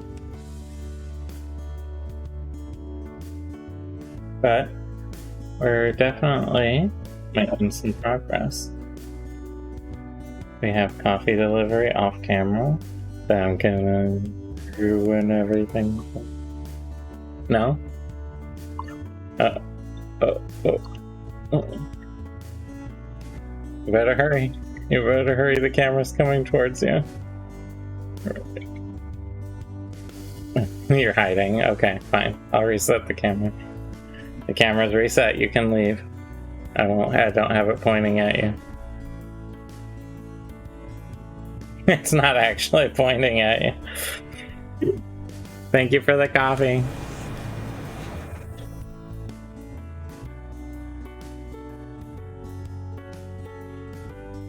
Okay.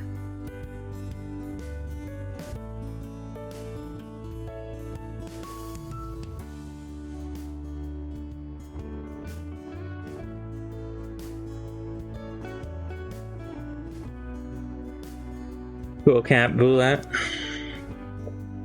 9s and 7s.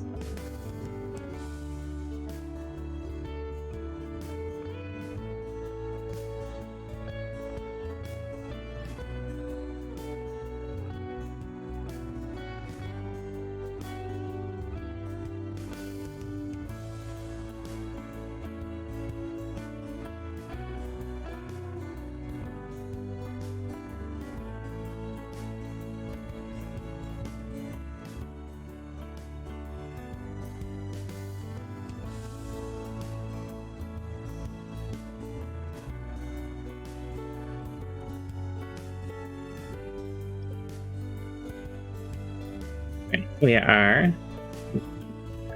Once we're through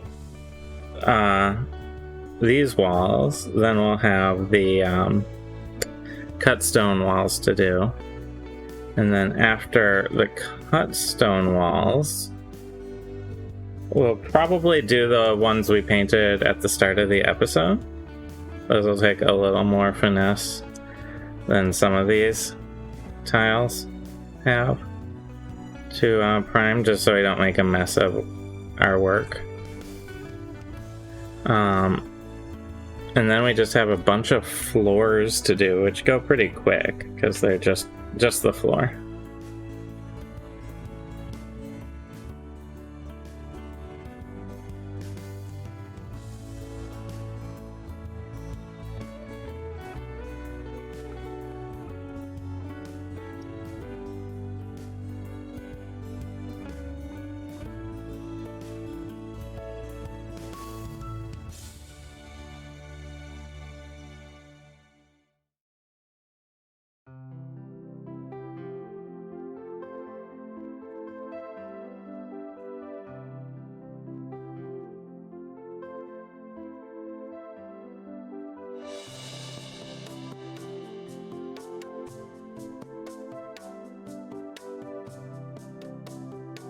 Our dog's like whining up there under what's going on.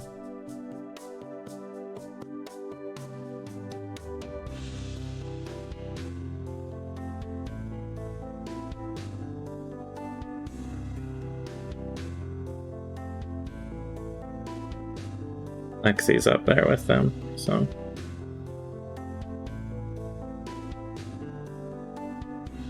Alright, down to the last 3 of the rough cut stone walls.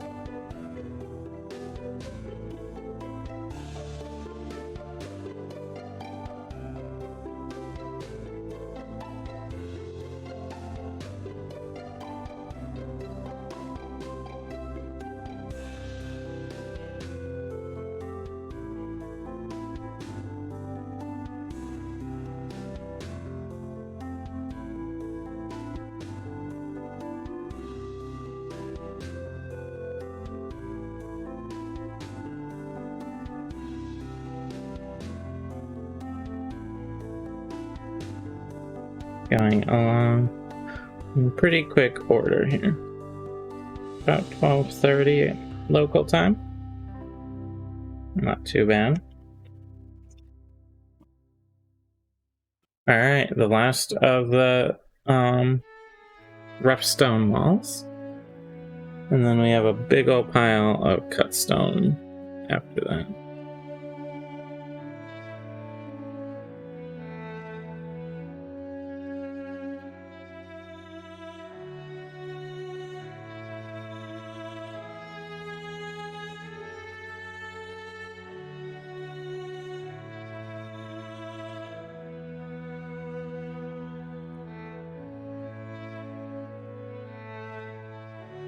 I think you gotta be careful when you're doing this many, is just not losing track. Have I done this little sides and top and everything on each individual piece? Because it's easy to lose track. Okay. Moving cut stone walls into place now.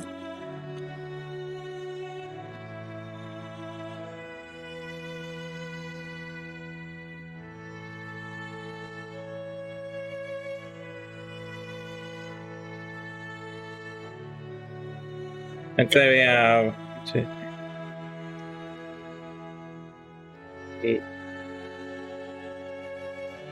14, 16 of these to do. And then we'll do the pieces I did today, and then floors.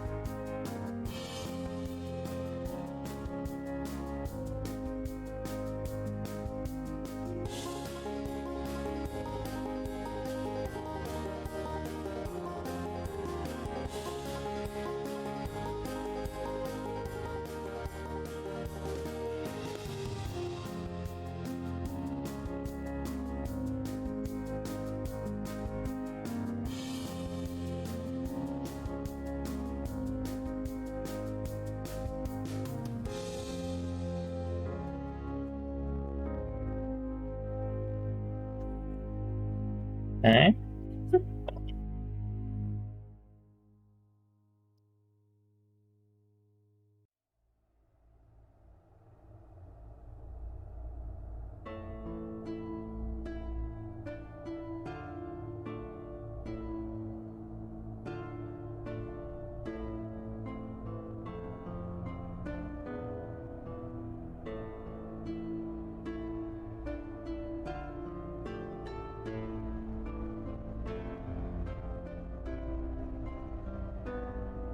What bad guy lives in this fortress?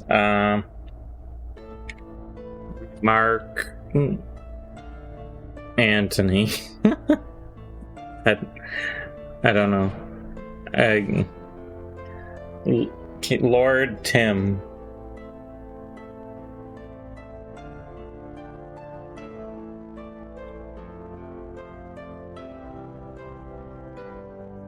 Lord Tim is the bad guy that lives in this fortress.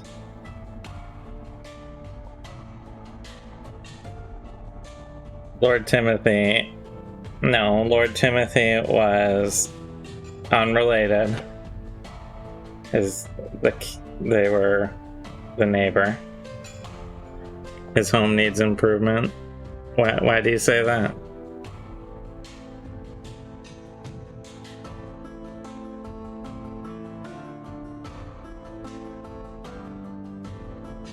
Oh, because okay, Tim. I got it. I understand now. Home improvement joke. Took me a second.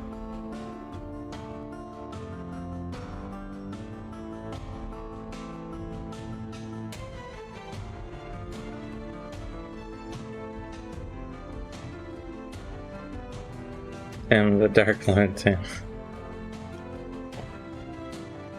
There you go.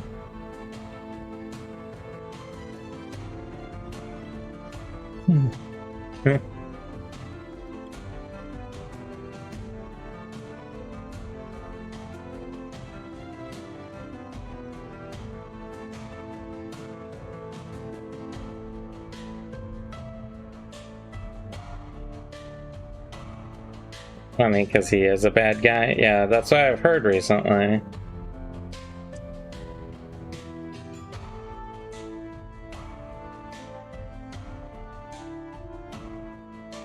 I can't say Tim Allen is one of those people I'm like, oh, that's surprising that you're like a creepy asshole.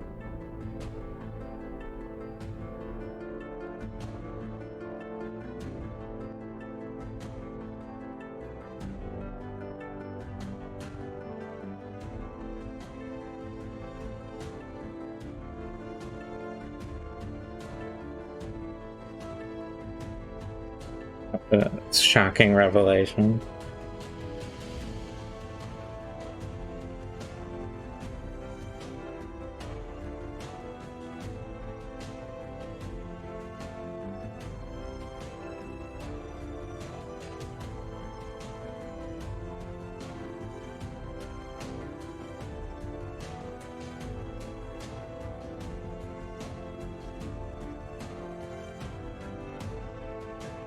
Find it weird when comedians get sitcoms where they have the same first name and a different last name. Either make a show where you're someone else or don't half-ass it. Tim.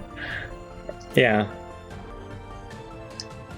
I think that's fair criticism on like TV shows in general.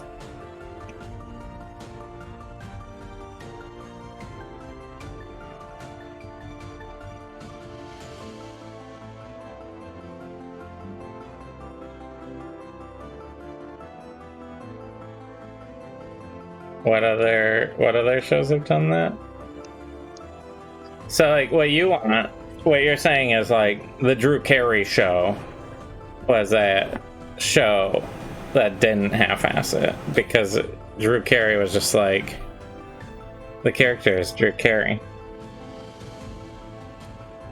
Is that what you're getting at?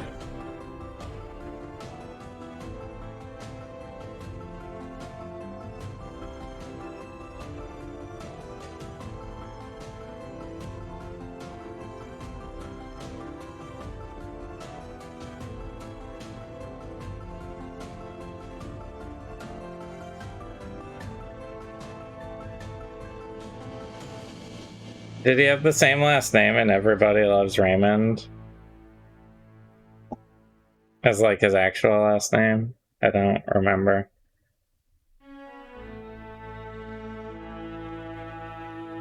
Andy Richter was just Andy Richter in his show. Jerry Seinfeld was just Jerry Seinfeld. Yeah.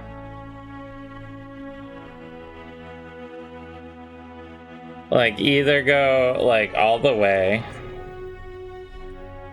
or don't even try, you know, with the name. Andy Griffith show, I think, right? Ray Romano. What was his name in Raymond? Everybody Loves Raymond. What was his last name? You have a Google?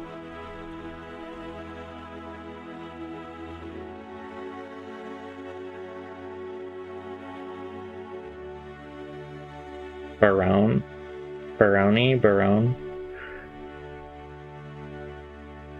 Yeah.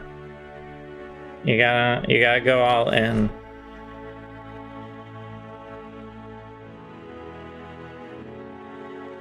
He just moved part of a letter.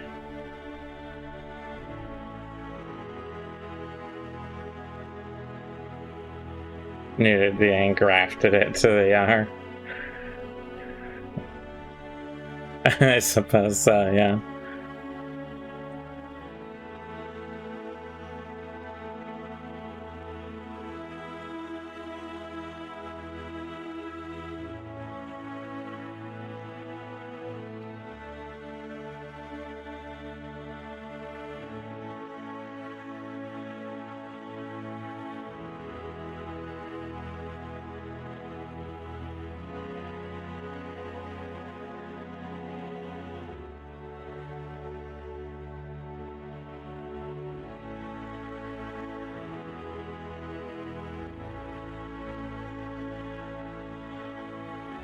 So we had like Andy Richter, Jerry Seinfeld, Drew Carey. They all just took their own name for the show.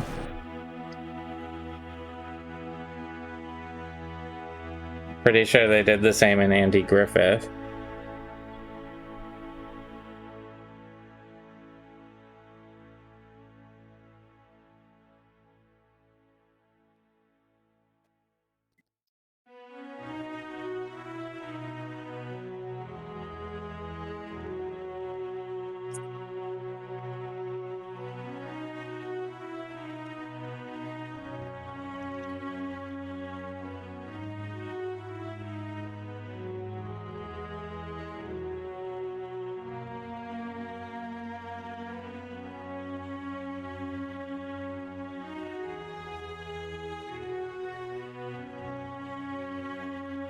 Wonder if there's a plot in one of these where the character's wife accuses another character of sleeping with their husband, and that character is played by the comedian's actual wife.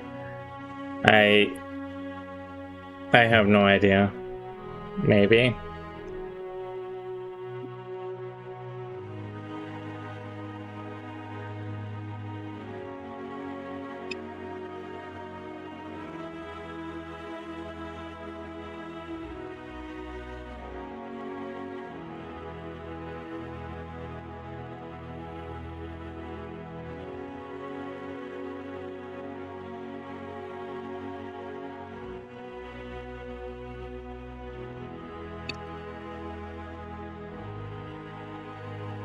Roseanne is a liar. It's Roseanne Barr.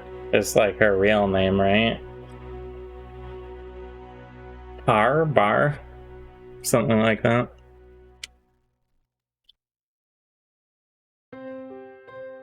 Barr. Connor in the show. Yeah, it's a coward's choice.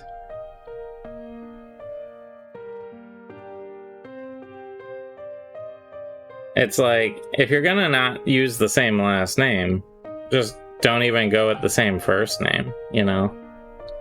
Like, just be a character.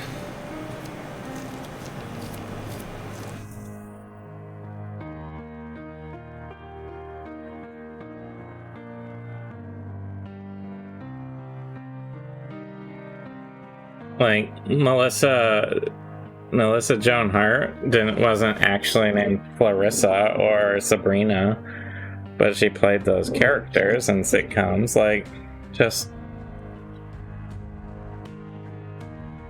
the problem is the pitch is that the comedian, yeah, Clarissa and Sabrina. I have no idea. I know Sabrina fought Predator, like Arnold Schwarzenegger Predator, canonically, and met Sonic the Hedgehog. Yep, they're all part of the same universe.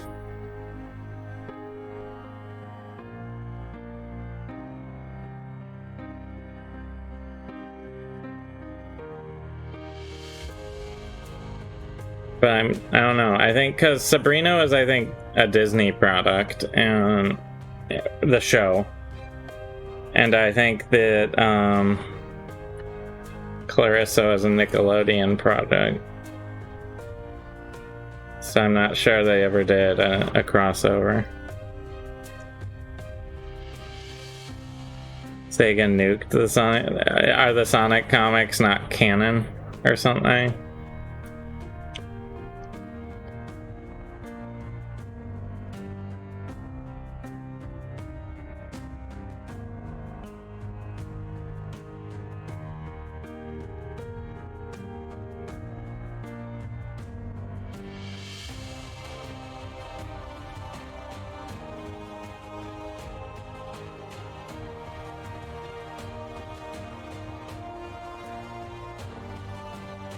They rebooted it because a writer went on a power trip.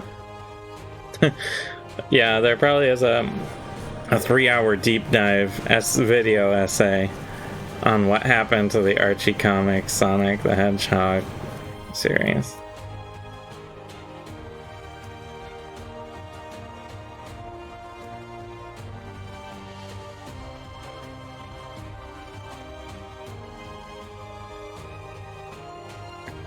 So I haven't watched it, but from what I hear, there's a live-action show called Riverdale, which is set based on the Archie comics.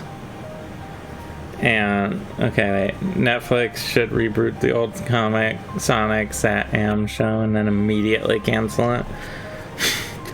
Sounds right.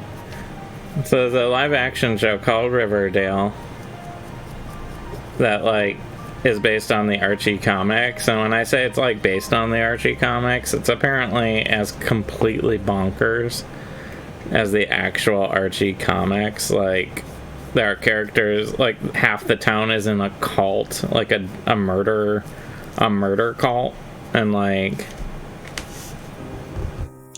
I think Archie fights like a gorilla at some point or something, like in the jungle, and like there's like a whole season set in like a dimensional time warp and stuff. Like they were like, if we're gonna make an Archie show, we're going all in.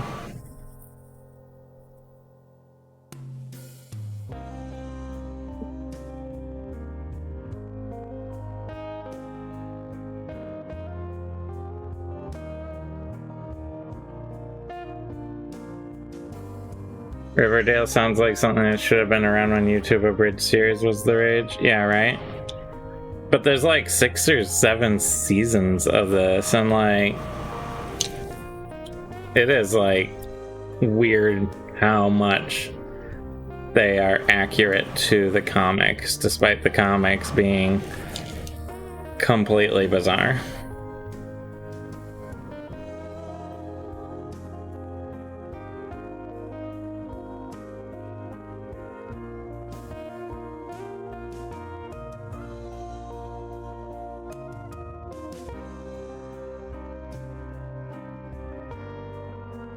Which is why you don't want to watch it, right?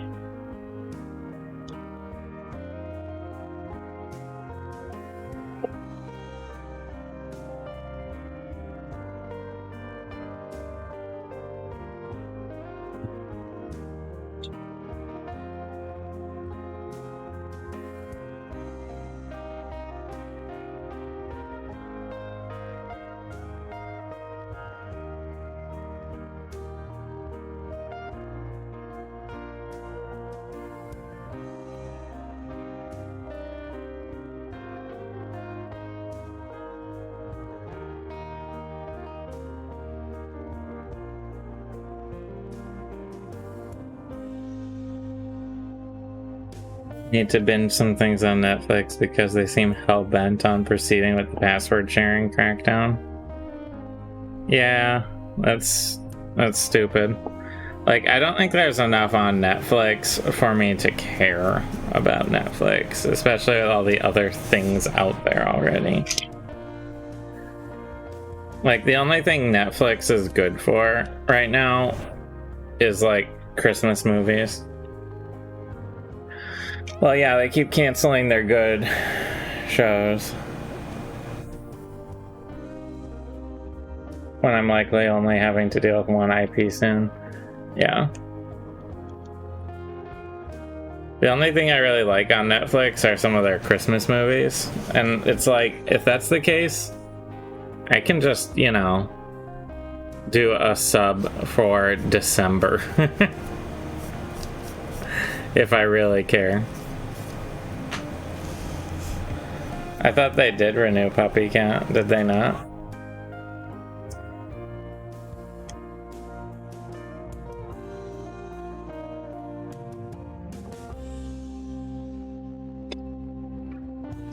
Not that I'm surprised.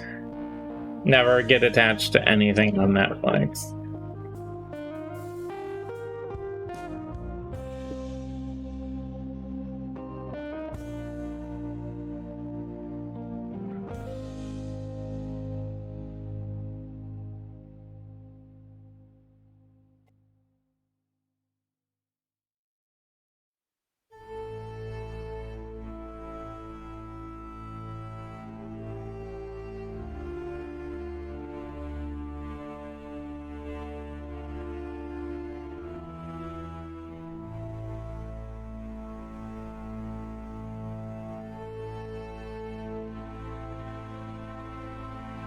Disney would be in the doghouse if they didn't buy literally every popular media company in the world. Yeah. They did just sort of go, we own 80% of all entertainment. Have fun.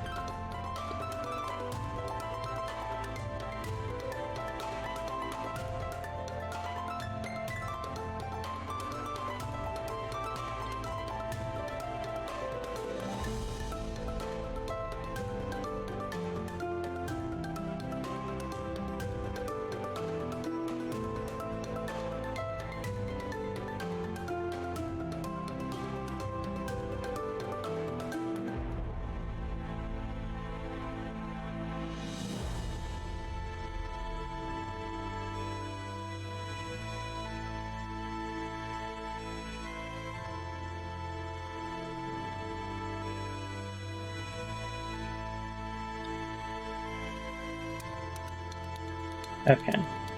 I'm gonna do the doors next, and then after the doors, we just have floors. Doors and floors.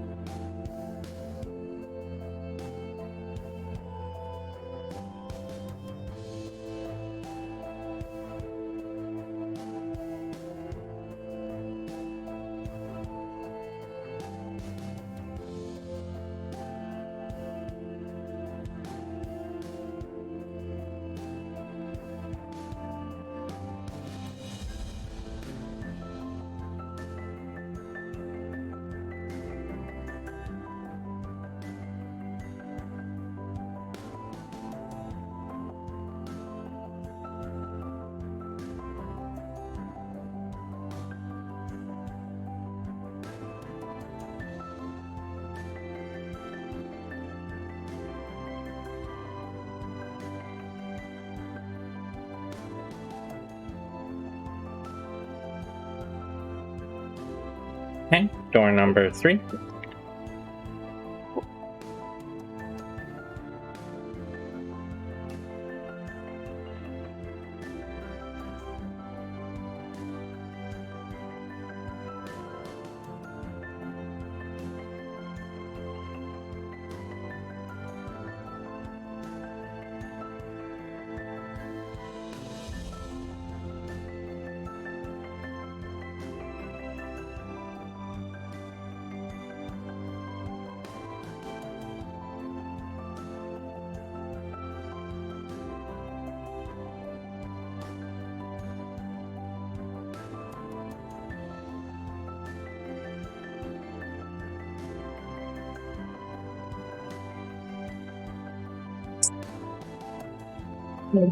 Door number 4.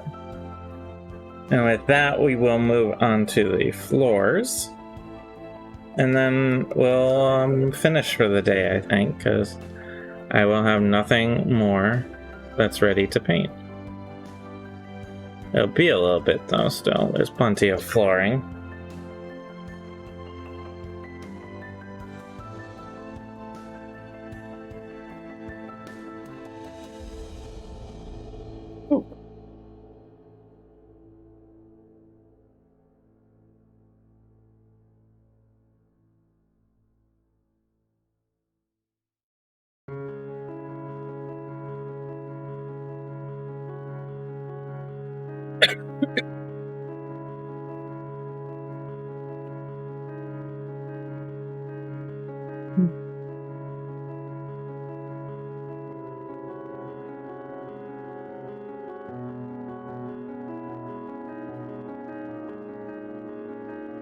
Okay. Gonna start piling up my floor tiles here.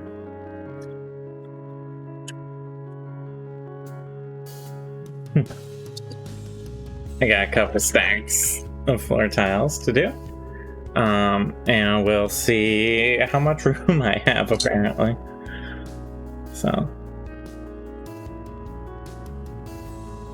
let's start at it.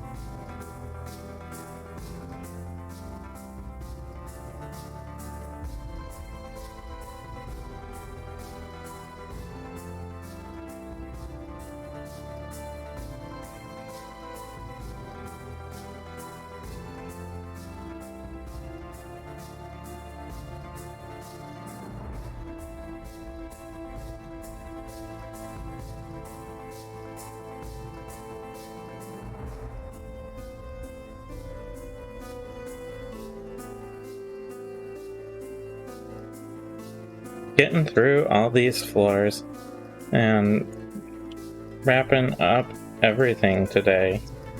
I'm gonna have to get to priming later today so that I can we can have something to do on Friday. We'll have a lot of scatter pieces and just some odds and ends filling in the missing gaps, basically.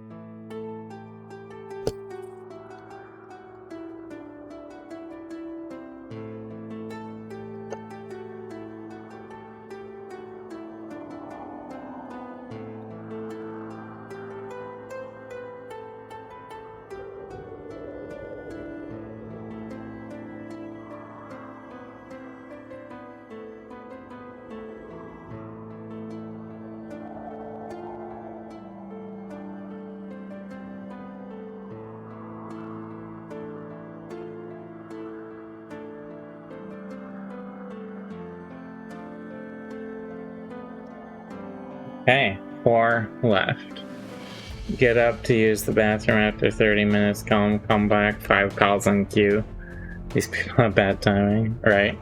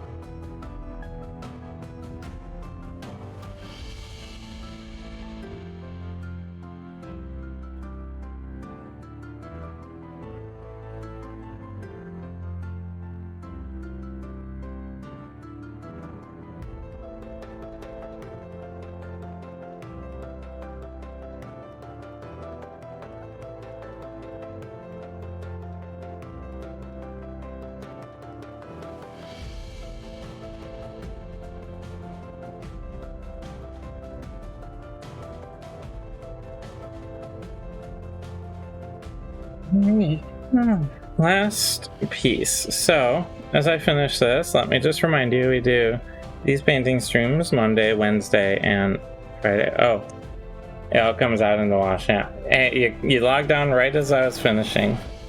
We don't have any more tiles to do. They're all washed and everything. So,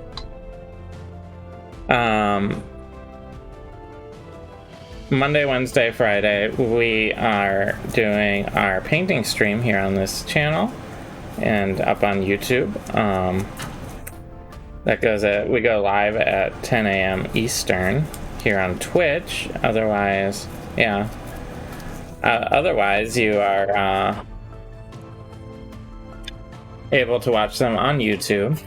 We also do a D&D show that you can check out Sundays at 2 p.m. Eastern, where we'll use tiles like these. And everything like that for combats. Hide behind the camera. So you can feel free to check that out. Otherwise, I don't have anything left to paint right now, so these all just have to sit here and dry for a little while. So thank you so much for joining us. Please check out our other things. I have nothing to paint. Like, everything, the only things I have left are in need of priming first, which uses an airbrush and is very loud. So, yeah, thank you everyone for showing up and chatting. And if you're watching on YouTube later, thank you for watching. Like and subscribe and all those buttons. Yeah. Hope you, Brogger, I hope you have a less glue-filled day going forward. I got toes and paint my nails. Yeah, I could paint my nails. So, thank you. I will see you all sometime soon. The wall's looking drab, paint that. Thank you for all your suggestions. Goodbye.